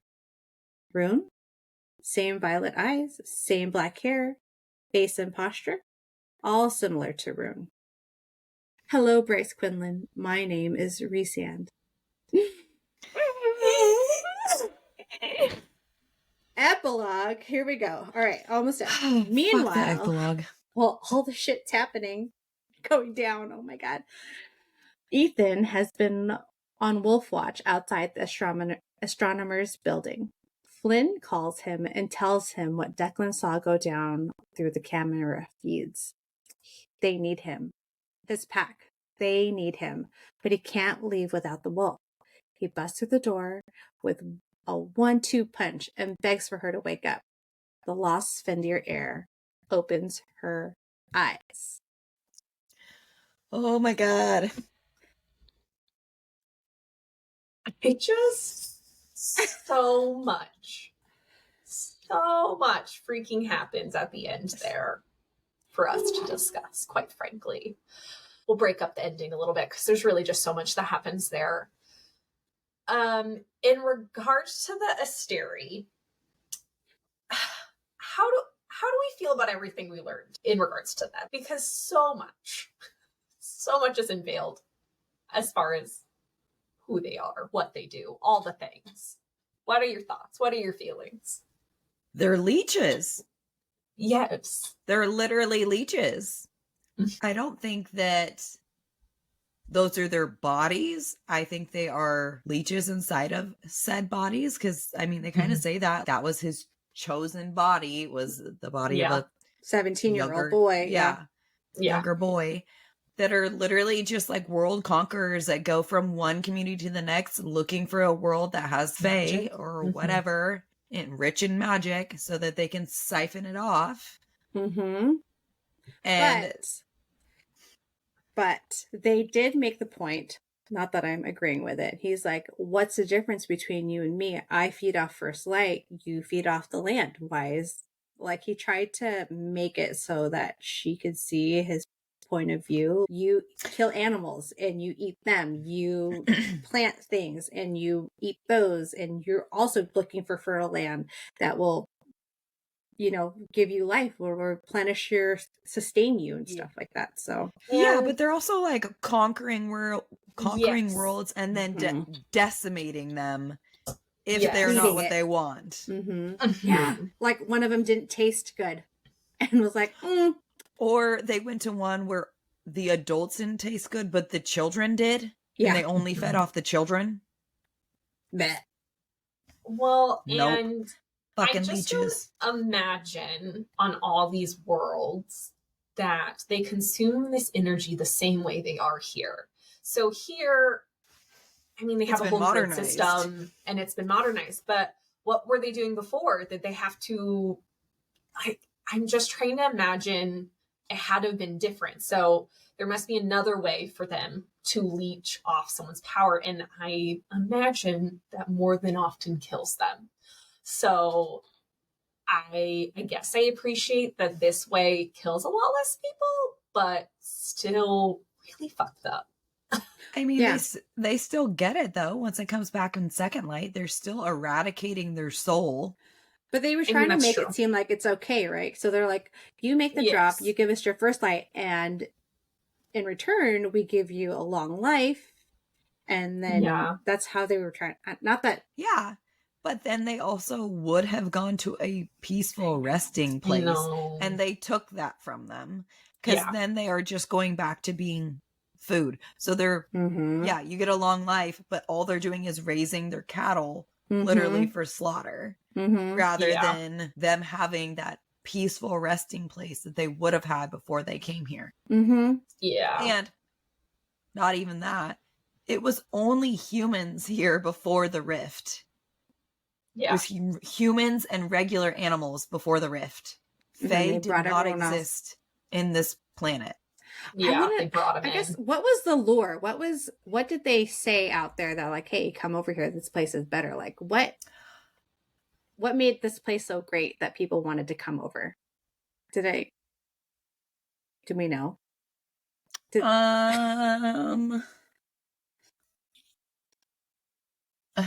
Not entirely. Is it like the Promised Land and people just kind of like the Promised Land? Yes, but I will get into in the theories of okay, who, where, what, when, and why. I love it. I can't wait. I can't wait. Okay. Yeah. How do we feel about Bryce ending up in Prythian? Like, what? Okay, I don't know about you guys. Some people caught on to that so fast. Like, knew where they were at. I did not fucking know. I didn't know. Until Reese said something. Yeah, that's the only time I knew. I don't know if it was all the way until Reese. I think I caught on maybe when Feyre came in and they were talking about her tattoos, and I was like, what the actual fuck? Because I'm like, oh, okay, like hell's not as bad as it's supposed to be. Like, okay, they got like hot guys down here with their wings and whatever. Like, I mean, how often is it's kind of like the Night Court? It's presented as like this horrible place, but it's actually not that bad. So I was just like, oh, cool. You get some nice demons down there. And I don't, mind you, again, I'm trying to remember back to when I first read this. I remember reading it so fast, too fast, that I didn't pick up on a lot of details. So it really did take me till Reese was like, oh, hello. I was like, oh shit. Oh, okay, better reread that. I clearly missed out. Weird. Whoa. Yeah, I went back and reread it. Yes, but I don't know that I necessarily, as soon as she started describing it, I didn't really think she was in hell. I think I thought she ended up somewhere else. I just wasn't sure what that was. Yeah, no, I fully believed that she was in hell. And I was like, oh, interesting. Hell seems nice. That's what I thought, that she was in hell. And I was just like, okay. Because that's where they said she was going. And so I didn't even, again, my mind doesn't go to things. I'm just like, okay. Yeah. Come to find out, hell has nice houses and pretty long. Right, and really hot guys with wings. Love. All right. Did you guys expect Agent Daybright to be the Hind? I'm trying no. No. But hard no. I feel like I got suspicions there at the end, but it was not like maybe after the equinox. I might have gotten suspicious, but no. Wouldn't have guessed it was going to be her. And it's interesting, especially since we had to scour this book to really go through a recap, how this very subtle little clue she gives to this. Yes. Because there really are a few, but they're very subtle. She really didn't want you to necessarily pick up that it could have been her. And like even all the way back to the prologue where she drops the little stone to signal the book. I just she's genius. I can't. Sarah J. Maas, you're too much for me. I can't but how sad is that, you guys? How sad is it that the Hind dropped the stone and threw Sophie in the water, thinking that this stone was going to save her? She's like, this is X marks the spot. Put it here. She's gonna be here. And they didn't get there fast enough, and she. Well, and that's why the Hind was so surprised. Like, when we get to that part later, she was genuinely surprised to find out that she was dead, and it's really because she thought she got saved. Yeah. That's so sad. It is so sad. So, of course, Ethan, doing his own little thing over here, goes to release the wolf from the astronomer. Do we think, how do we think this is going to play out as far as her alpha ability rivaling that of Sabine? Do we think she's going to be the one to take over? Do we think it's going to be Ethan? Do we think this could be Ethan's mate? Because I'm kind of here for that potential. That's a very clear sidebar, it being the epilogue. So I think it's going to be a big thing that comes in play, either in this next book or book after. God only knows with Sarah J. Maas. But what are your guys' thoughts on this? I mean, I'm always here for mates because yes, that's where I want. Love that. So I would love for Ethan to have a mate, so he can obviously not be hung up on Bryce, because it makes me sad for him to be sad. I'm hopeful. Once again, I feel like Sarah J. Maas, even though she puts her characters through hell, doesn't usually leave them in a shitty situation. So I just can't picture her leaving them with Sabine as their answer. Agreed. But I just feel like this mystic, she's been in that freaking pool since she was 4. She could be 100 years old. She made the drop. Yeah. No one knows. She could be so old. She's frail. She's all these things. It's going to take a lot. There's got to be no muscle to her either, right? She's got to be. Unless she has an ungodly amount of power, which she could. She's a mystic.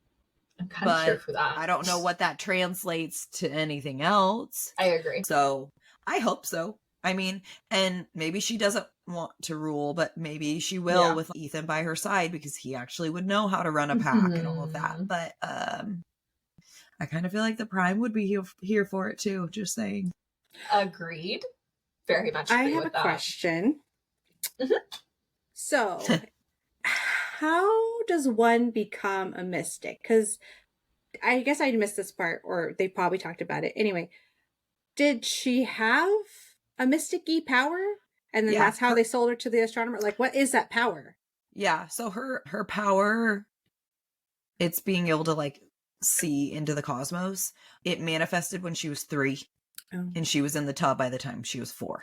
Got it. Okay. Yeah. They said, I still miss things, even though I just read it. And she had, 10 siblings? Yes. 9 or 10 siblings? But wasn't she the oldest? No. No, it's just he says, she was an alpha. I guarantee they probably saw that by the time, if she's this dominant, they probably saw that. And then he goes down the thought process of oh my God, did they send her here because she was a threat to her parents to be alpha of their family? She would have taken over her family someday, regardless of what her order is within them. So he kind of goes down that little Do you think, because they said that she wasn't part of a pack anymore, so wouldn't have been the Prime thing. So do you think that they probably sent her there to keep her safe from Sabine, because Sabine had kicked the brother out? I don't know. Yeah, I mean, I think he could go any way. She said her family was extremely poor. They had 10 kids. She was alpha. She maybe was extremely dominant from a very early age. Now she's a mystic. She's a huge threat to Sabine. 100%. And Sabine had already beat him, her older brother. She's very powerful. So and he was the Prime Apparent before, so I mean, yeah. So there could have been. I would like to think that it was for safety rather than they just needed money. Just needing money and dropping their 4-year-old off there, because I literally can't imagine. But that hurts my soul. I can't imagine. Yeah, but also to this creepy guy. 8 of you. Yeah. But to this creepy guy that is now going to use her to go down into hell and he tortures her. He tortures her with them. Asshole. I just hate him. He is someone I would happily see die. There are theories about him too. Oh my gosh. Oh, I'm sure, because we just don't know that much about him. So big question mark. Yeah, and Ariadne's like, don't believe that frail act. He is an ancient sorcerer. I know. I want to know how old he knows is. him. Yeah. I mean, the talk is that he could be Koschei, which is the sorcerer from Akatar that keeps the young girls. He makes the human queen into a firebird, and he lives at that lake, but he's contained to that lake. Mm-hmm. But he was he's one of the like ancient death gods. And he's a sorcerer. So some people believe that he's Koschei and somehow can cross over or whatever. I don't know that I believe that, but they say that even Jessica doesn't like mess with him. So he's powerful. Clearly very powerful. Yeah. Yeah. Interesting. Also, I would love to highlight that Cormac gives his life for his cause. I know. And I just felt very sad. But then part of me was hoping, regardless of the whole second light bullshit, that at least he has a moment with Sophie over there. Like, I'm hoping their little souls unite just so they can have this at least brief moment of peace, that they gave their life doing what they could to make the world a better place. Well, and maybe we can hope that Bryce will take the Stary down and get rid of the bone quarter, and they can live happily ever after in their field of green somewhere. Want that so bad. I know it. Other sidebar. I love that Bryce just was secretly chatting with her mom via postcards to get a meal to essentially be her new little stepbrother. I loved all of that so much. Did you guys see that coming? Like, how it played out? No. Because I was shook that that's what they were doing with the postcards. Didn't. I mean, another brilliant thing that Bryce does. You know what I mean? Like, Yes. she's just so smart. But also, she does nothing by halves. She's like, oh, this boy needs a family. You are my family now. You are now my little brother. And the fact that, like, Randall and Ember just, like, accept him in, and they're so excited. She gets his room ready. Yeah. When she calls, he's already out hunting with Randall, and Bryce knows what a good life he's gonna have, and like they're gonna change his life and make it better. I love that. Well, and it really did seem like Ember genuinely wanted another child, even though they had made no reference up to that point. She was just so happy to have another child. Well, she called him a gift. She's like, thank you for this gift. I know. I just loved it so much. It was so sweet, and so endearing. And this poor boy who's been at a death camp, he's seen his family get killed. He's seen his sister get killed. He's been chased. Like, he's had just a horrible, horrible life for the most part. So I think it's beautiful, and I love them even more for it. I agree. It was such a tender moment. I know. Baxian and Danika, everyone. I mean, what? We need that story. I can't. Kayla and I were talking about this, how we need Danika's. I had a whole conniption rereading of this again for I don't even know how many times. One, I went up on my little pedestal and was like, why do we not talk about Baxian more? Of all the characters in this freaking book, why do we not talk about him more? Talk about a change, a full 180 from what he was, because we know that he was as bad as Hunt, if not worse. Maybe, who knows, he used to enjoy doing whatever, we don't know. But Danika came into his life and completely changed him. He changed who he is because of his mate, and you can feel how much he loves her. Feel how much he is looking out for her people because he's doing it for her. And also, we talk about over and over again that Danika did not tell anyone anything. She did not tell Bryce any of this. Baxian knew everything. She told him everything. She kept nothing from her mate. Not her best friend that literally could have been like a friend mate. They were so close. Yes, no, absolutely. She told him everything, and they were only together for 2 years. And not even that, you guys, they didn't see each other on a daily basis. No. They could only meet in secret once every 2 months or something like that. And even then it was still so hard. So just the fact that she shared so much with him, and I need that story. I know I said this in the last, but I need this story so badly. I know that we know how it ends, but I want to know the time they met, what happened, what they did in those 2 years, her going through all of this. We thought she was doing all of this alone, and she really wasn't. She had him who she was talking to about it, and he was helping her, and she wasn't alone. And I just need to know. And like seeing her having the two sides of her, and him having the two sides of him, like when he went back to Serial, and she went back into Lunathian with, you know, faking like Thorn is who she had this forbidden kind of like thing going on with that they never acted on. No. I just love it.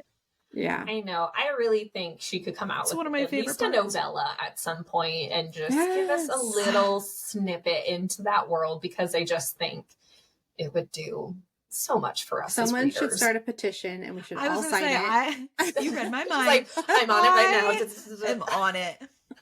Actually, already writing it. Yeah, I'm writing the I'll put your names down. Anyone who's listening, come at me. You can sign the petition. I know you want to read that too. Oh my God. All right. I love them. I know. So, what do we think about Celestina? Do we think she's really good? Does she really have these pure intentions? Could she really be bad? And she's just been faking this genuine connection with everyone. What do we think? Or is it just because she wants to save Hypaxia? Because I think they're mated the way she was acting with that whole... Ooh, yeah, she got real glowy. Yeah, she was very ready to... similar to how she Hunt responded. Yes, she was. I think they're mated. Ready to F him up. I think she's good. I want to, in my heart, I want to say she's good, because I don't want to see that she's a bad person, because she was on Shahar's side, and she said that she tried to buy Hunt to save him from Sandriel and stuff like that. I feel like deep in my heart that she's a good person. Yeah. Does she always make the right choices? No. But there's the Asteri. There's only so much you can do. They're the people to like be afraid of, if anything. Yeah. And then the reason why she like told them that Hunt did not go to Bryce's parents' house, and that he actually was part of that whole, not raid thing, but when the Ophians got defeated for a little bit. Yeah. But she told the Asteri in hopes that if her and Hypaxia's relationship was ever revealed, then at least they would have that and not hurt her. That's how I want to keep it in my brain. I don't want to think negative, but... Well, yeah, and they very much so let on that they know about Hypaxia, because they're them. They know everything. Yeah, how do they know? I mean... Seems like... I think they have, who knows? Cameras everywhere, who knows? They're omnipotent. Are they omnipotent? Oh my God, I hate you guys. Omnipotent? Omnipotent, you fools. Omnipotent. I do think she's good. I think she made a very bad decision, and I think she doesn't realize that Hypaxia is involved and was helping these people. And I think she is inadvertently going to hurt the person she loves, because she thought she was saving them and thought she was making the right decision, and she chose the wrong side. I'm upset with her about it, but I want to really think the best of her, because I do really like her, and I think that she's better than her choices that she made. Or at least I really hope so, for Hypaxia's sake, because she deserves. I agree. The world. She deserves. Yes, she's so sweet. I love Hypaxia. Do you guys think that Rune and Lydia are mates? Yes. Yeah. They've already alluded to it. Yes. I know that she smelled like it, and they haven't really like physically touched, just mind touched. No, Only in the dream, the mind. In the bridge. Yeah, in the mind. I know, but I feel like in this thing. I feel like it counts. They mind fuck. They say they can feel each other. I know, but even in my dreams, I feel like I can feel someone stabbing me when I'm having a nightmare. Like, really? Slightly different. What? But they say the scent on her is very faint, so I don't know if they consummated the deal in the actual world enough, if it would intertwine more. But hopefully this will at least keep Pollux out of the loop. Well, and he keeps he's drawn to her, she's drawn to him. He makes a lot of things of how he's changing internally in regards to her, and then the scent thing. Yeah. So I 100% think that they are mates. Also, I think that Lydia is going to be able to talk to Bryce through the comm while she's in Lunathian. Yes. I think she's going to be able to talk to her. I think so too. All right, Kayla, are you ready to unleash your theories beast within you? Everyone, turn back now if you do not want any potential spoilers. We are going deep into theories time. Oh shit! Here we go. It's ready. Theory time. Theory time. I got my snacks. I'm ready. It's Kayla's favorite time. It's Kayla's favorite time. Okay. Theories. So, the first person that we're going to talk about is the Underking. All right, lay it on me. So, we describe him as a voice that's simultaneously ancient and youthful, cold but dry. He's 10 feet tall, rich black velvet robe draping to the ground. Darkness swirled all around him. He's a desiccated corpse. He has a lipless mouth with brown teeth that are half rotted. And he's crowned with gold jewels. He's hideous, but regal. He looks like a long dead king of old left to rot in some barrow who had emerged to make himself master of this land. So this reminded me of two things. One, the Surreal. He looks just like the Surreal. So could they be related and also kind of all-knowing creature? Mm-hmm. Two is the Barrow White. So in Throne of Glass, Aelin has to go into the Barrow White mounds in Air of Fire, and they are these mounds that are from princes of old, royalty of old, are put here with all their jewels and stuff, but they are locked behind iron doors, which iron holds in magic. So were these magical princes of old? And then one of those doors in that scene when Aelin's walking through is open. So I'm curious if maybe he is a Barrow White. Escape to or this if he's not a white specifically, if he is one of those long dead kings that somehow got through one of the rifts and then just established himself there to feed off of souls. So that's my theory about him. Next, we go into Hunt. Okay. Is Hunt Thur resurrected? Or is Thur his father? Who's Thur? So Thur... He's referenced on page 96 in this book, but it's many small times. references. So, very small references. Bryce examines a 9,000-year-old bust of Thur, a nearly forgotten minor storm deity. All that remained of him in their current culture was a planet, a very giant planet, and then Thursday was named after him. Thur to Tharion was an ancient demigod, and then Fury calls him a thunder god.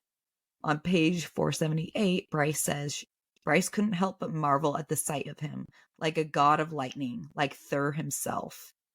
Lightning wrapped around Hunt's head, like a crown, making of Hunt an anointed primal god. Ooh. Hunt's eyes, pure lightning, filled them. No whites, no irises. Nothing but lightning. It snapped around him, vines wreathing his arms and brow. So he's literally like a lightning god. So Thur we think, because in the depiction in the CCB is Thur, I read in the thing, him holding up a hammer, Thor, you know, and what he's actually going to do is shoot his lightning down through a sword. The sword is actually what he's imbuing his power into. So we believe that Thur forged Gwydion. Gwydion is the ancient sword in Akatar that has been missing. It says, a powerful female stood poised above an anvil, hammer raised skyward in one fist, lightning cracking from the skies, filling the hammer and flowing down toward the object of the hammer's intended blow, a sword. According to Rhys, Gwydion was imbued with a Fae's natural nature power. Back in the day, Fae had power from the earth. It was a lot more natural in its way. So I think that Thur might be his father, and that Gwydion is the Star Sword. Yeah. And Thur made the Star Sword.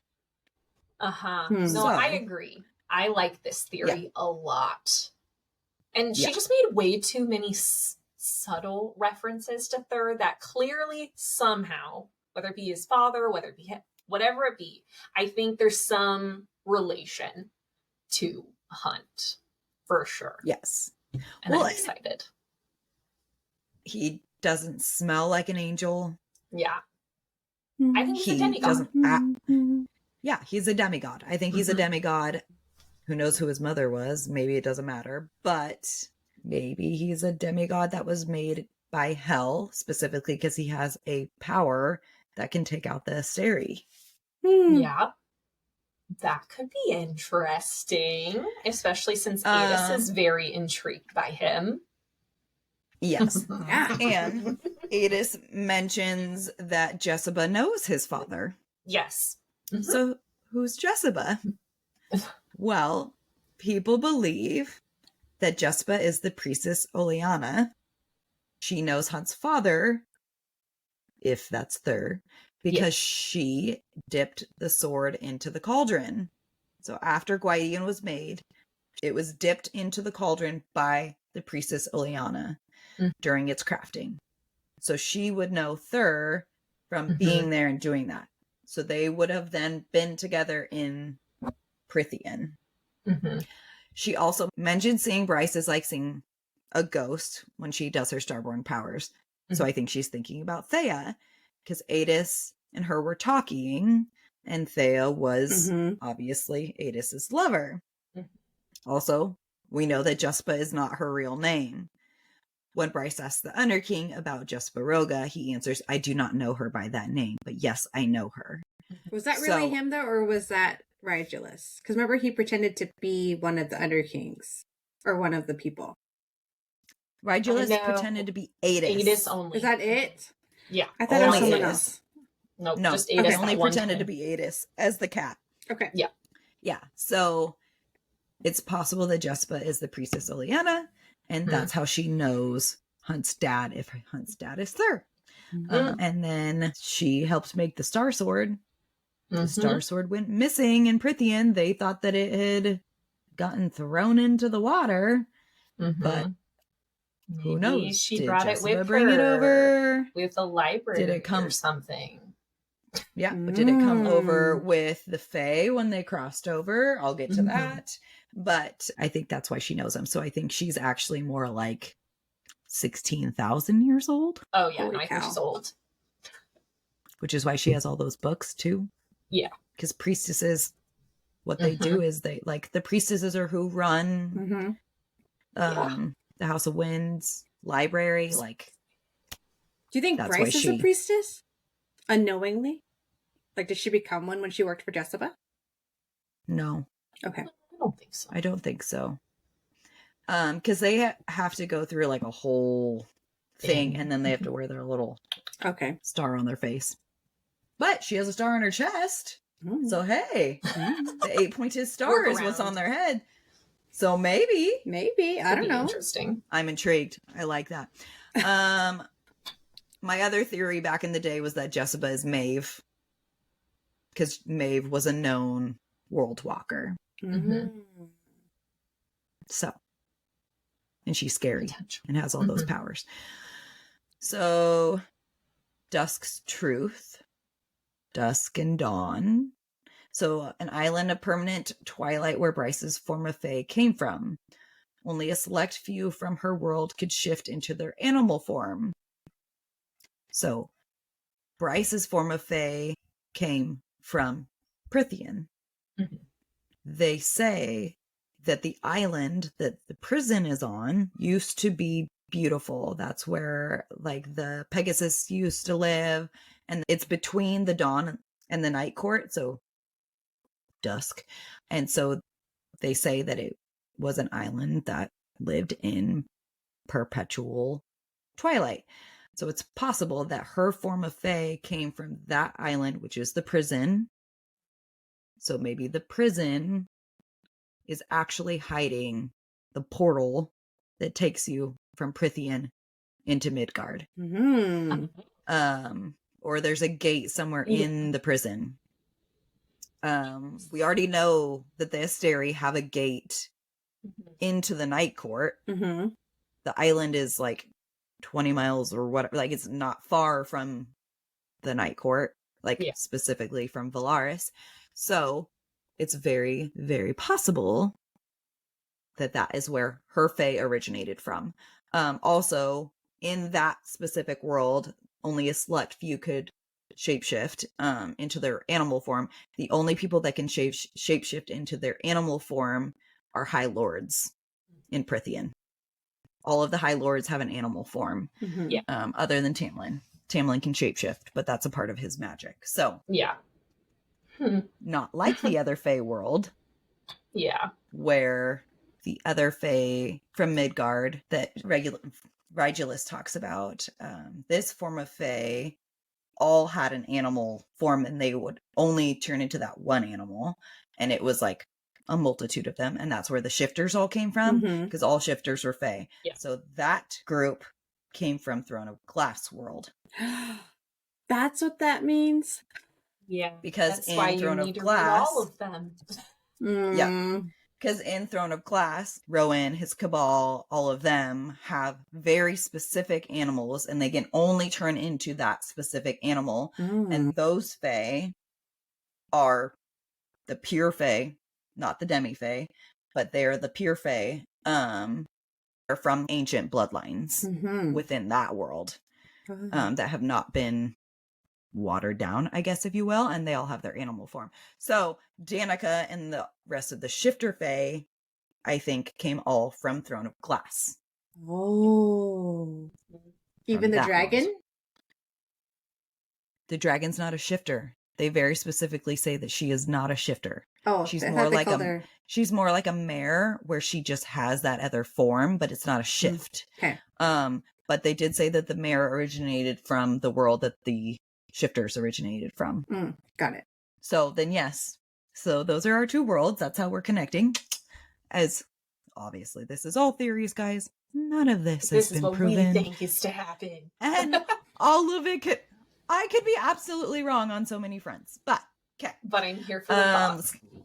Let's get into Rune and Cormac. So Rune's cousins in Avalon can read thoughts. They enter a mind, not just speak into it the way that Rune does. Just like a Daemati does. Rune's mind speaking was a rare gift of the Avalon Fae, inherited from his mother's bloodline. Also, him and Cormac both have shadows.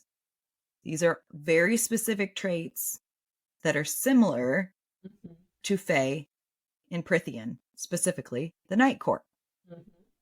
They have a lot in common.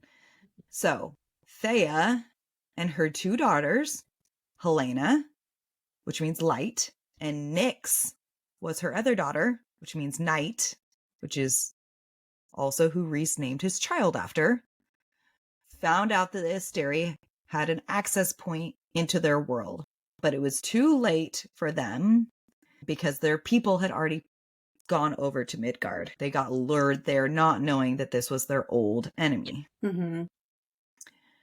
Theia's second daughter escaped into the night, never to be seen again. Did she go back to Prythian? When Nesta drums the harp, she gets a flashback of people locked behind stone, screaming, trying to get their children back through solid stone that was not there before. Mm-hmm. So they were stuck in Midgard. So she got a vision of when the harp and the horn were used, trapping everyone in Midgard. Oh. Theia's second daughter, Nyx, is the person who used the harp last. So the horn is the fourth dread trove. Rigulus says that Bryce will undo the actions of one ignorant princess 15,000 years ago, which is when the rift happened. So Theia's second daughter, she's the last to use the harp. Did she then close all the gates? I think she closed all the gates, including all the gates to hell, locking herself in Prythian, and is likely an ancestor of Rhys. The Fae trapped in Midgard, specifically the Avalon, are kin to those in the Night Court. And they still dress old-fashioned like that. They maintain true Fae traditions. These are also the people that Bryce's star glows for. Mm-hmm. So does her starborn power and horn recognize those who are ancestors of Prythian Fae, just like Rune and Cormac? Which the Seri confirms they recognize starborn Fae. Yes. So the ancient people who were like taking over Akatar before the courts were established, before the High Lords, all of that, the Daglin ruled over Akatar world, over Prythian. Mm-hmm. I believe that they're really the Asteri, because it says they drank the magic of the land like fine wine. So High King Theon stepped up to stop them with Gwydion, and he was later betrayed and killed by his queen, who ran another territory, who I think was Theia, and his general, who was Peleus. Interesting. Oh, interesting. They went on to take the heirlooms of his house, aka the Star Sword and the horn. Yeah. I need the third book. I mean, I need it so bad. Like wild, some right? Of this at least. Ugh. Thank goodness we're getting this book late, like in a week. Yes, I know. Agreed. God, I hope we get some of these answers because I cannot. Your theories will go on overdrive if not. I know. So that's how they all came in my mind. I thought it was just interesting that they described Apollyon appearing as a golden-haired and skinned beautiful body, whatever. Yeah. This is very, very similar to how the Vogue kings in Throne of Glass presented themselves. They were always as a golden-haired, golden-skinned, beautiful male. They call the princes demon princes, just the same as those from the Vogue are from a land of darkness, and they came together to war against everyone else. So I'm like, is hell really, are they Vogue? Yeah. And they really still have a way into that world as well. Like, yeah. Or are they Asteri Vogue? Because Vogue were parasites. Like that's how they're able to get them out. Is they determined that Vogue were parasites, and they were actually able to heal people of Vogue infestation in Throne of Glass. So like, oh my God, are they? I don't know, guys. I haven't read Throne of Glass, so I don't know. Yeah, sorry. Yeah, you need to read that like ASAP, girl. Into the epilogue. Fury and Amryn. I always kind of thought that Amryn was a god from another world, so like I instinctually think that she's an Asteri, because she talks about her brothers and sisters and how they were like lifeless, had no respect, had no emotion, whatever, and that's what drew her into the Fae, is she liked that they lived these like beautiful lives and actually cared about things. She takes the form of a certain Fae line. So maybe it's Fury's line. I don't know. I don't see Fury as an Asteri just because Amren so very specifically looked other. Like she was, like people knew she had scary power and she was trapped in the prison that whole time. So I don't really know their connection. That one's still stumping me. I kind of cross over a little bit here. When Amren sees the Star Sword, she says Gwydion. Looking at it, she says Gwydion. So that kind of confirms that it is Gwydion. So it's been hiding in Midgard this entire time when they thought it was lost. The Star Sword can also kill the unkillable, just like Gwydion did, because Gwydion took down the Daglin. Amren claims that no one has spoken the language of the Old Fae in 15,000 years, which is exactly when the rift happened, and Theia and her daughter / Peleus crossed over into Midgard. When Bryce sees Rhys, she thinks it's Rune. So are they related through his Avalon kin that crossed over? Or did Tamlin really kill Rhys's mother and sister? Or did he fake their deaths and send them into the sparkling lake that's in his court that's actually a portal into Midgard? His sister and mother get established with their Fae kin in Avalon. Either his mom or his sister have children. And Rune is a descendant of that line, which would explain his shadow and his Daemati powers. Though they do seem watered down compared to Rhys. Yes. But maybe his mom or grandmother or great-grandmother or whatever is actually Rhys's sister. Because she would have been a child when she was murdered. I'm shook. I mean, I definitely think they're related somehow. I just can't wait for it to be confirmed how. Because, I mean, the fact they're practically identical, like, that is a dead giveaway that there's some sort of relation. Well, and they have the same powers. Something. Yeah. Oh, yes. 100%. Like, there's some connection there. I just want to know what it actually is. Well, and like everyone thinks that they're gearing Tamlin up for a redemption arc. Well, if he didn't actually kill Rhys's family, that makes him a little more redeemable. But also then like Rhys went and murdered the F out of his family. So like, oops, I didn't actually kill yours, but you killed all of mine. Yeah, but also his family kind of his brothers were assholes. So, so I don't know that I feel that bad about that one. Going off of Tamlin. So Tamlin is described as having long golden blonde hair, deep green eyes with gold flecks.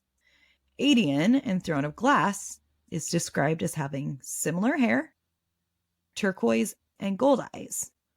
Lysandra is described as having emerald green eyes. He wears the colors of Terrasen. He has shape-shifting abilities. Is he a descendant of Aedion and Lysandra? Similarly, Aelin and Aedion could be twins. Same coloring. But Rowan has pine green eyes. And he turns into a hawk. So he also has some form of shape-shifting ability.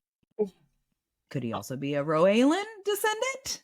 All three of these worlds just are like way too connected. It's too much for my brain to handle. I know. I don't know. Like those ones are like definitely my more far-fetched ones. But like, I mean, I cannot. I don't know. It would. I feel like we're not ready for the amount of mind blown that we're going to be in this next book. But I feel like both Roaelin or Lysandra and Aedion would F Tamlin up for being an asshole. Like they'd be like, no descendant of ours, bud. We'll fix you right up, because they would not. They would not abide that. The other thing that people think is like this isn't necessarily a theory, that people think that this will maybe happen while Bryce is in Prythian. So we know that Aelin crosses over into Prythian during Starfall and sees Rhys and Feyre. Rhys says that these are spirits migrating across the sky. what if those spirits are really souls after being fed through gates and going to hopefully somewhere better, but who knows? Because it happens once a year. It's like a dump of souls. So some think that Bryce will be there for Starfall and possibly see Connor and the pack of devils go across the sky.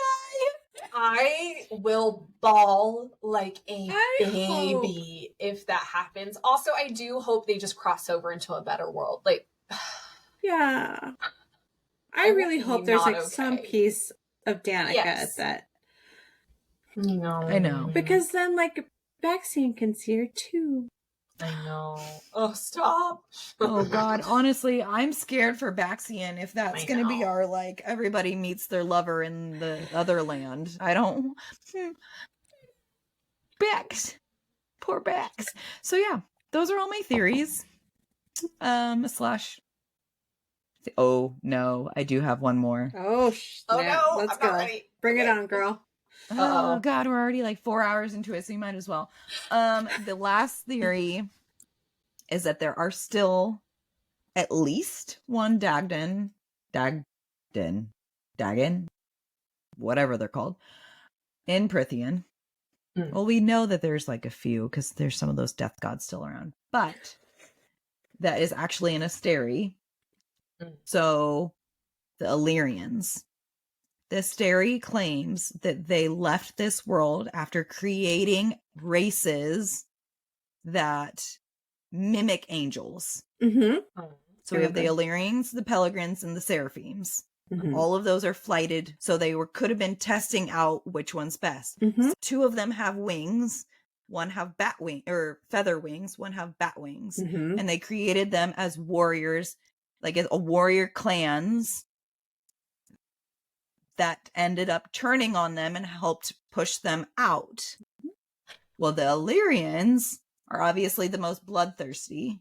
So it's believed they have their 3 gods. I can't remember what they are. Corinthus, whatever. The 3 gods that are the 3 stars that go above Romuel, their ancient mountain.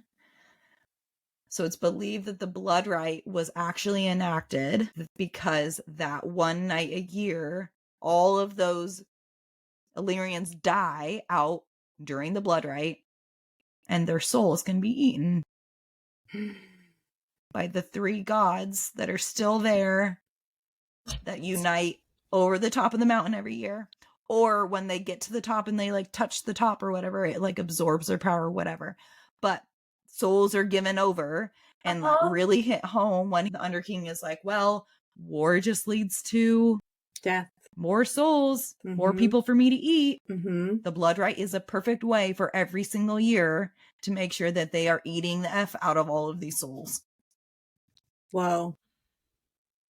I feel like my brain hurts just processing all these potentials. I don't know how I'm going to sleep. You're not. You're going to be too busy thinking about all these theories that Kayla just freaking dropped on all of us. Oh. I know. They're good, my though. Goodness. I can follow some of them. Yeah. Some are definitely more far-fetched than others, I think. There's definitely some I'm like, that feels very, very likely. So I'm excited to see which of these actually come oh my God. to fruition. I can't wait, guys. We are days. Single digits. Wait for the midnight drop because we're gonna be there. Oh, I'm so excited. We're gonna be there. It's just gonna be like the willpower to not stay up and just read all night. The fact we're splitting this book in half is gonna be a challenge. It's gonna be hard, say the least. Because I'm gonna want to finish it like immediately, especially with the risk of spoilers. I feel like nowadays, so that'll be fun. I think that's it for our theories on this episode. So if any of you how wrong I am have listened for this very long podcast, please share your theories. We want to hear them. I want to continue to have my mind blown. You got to tell me before it comes out. I want to know. Please not if you have read any of the spoilers. Please, Agreed. please don't be that person. Don't send us anything. I know that it's all out there. Don't do that. Please don't send us any spoilers, but send us your theories. Yes. We love theories. Theories all day long. All right, guys, that's it for our episode. If you want to join us for Crescent City 3, Part 1 episode, then please tune in 3 weeks from today, February 16th, for our next episode. Also, if you like what you hear, then please share it with your friends. Don't forget to like and subscribe to our podcast. See you in 3 weeks.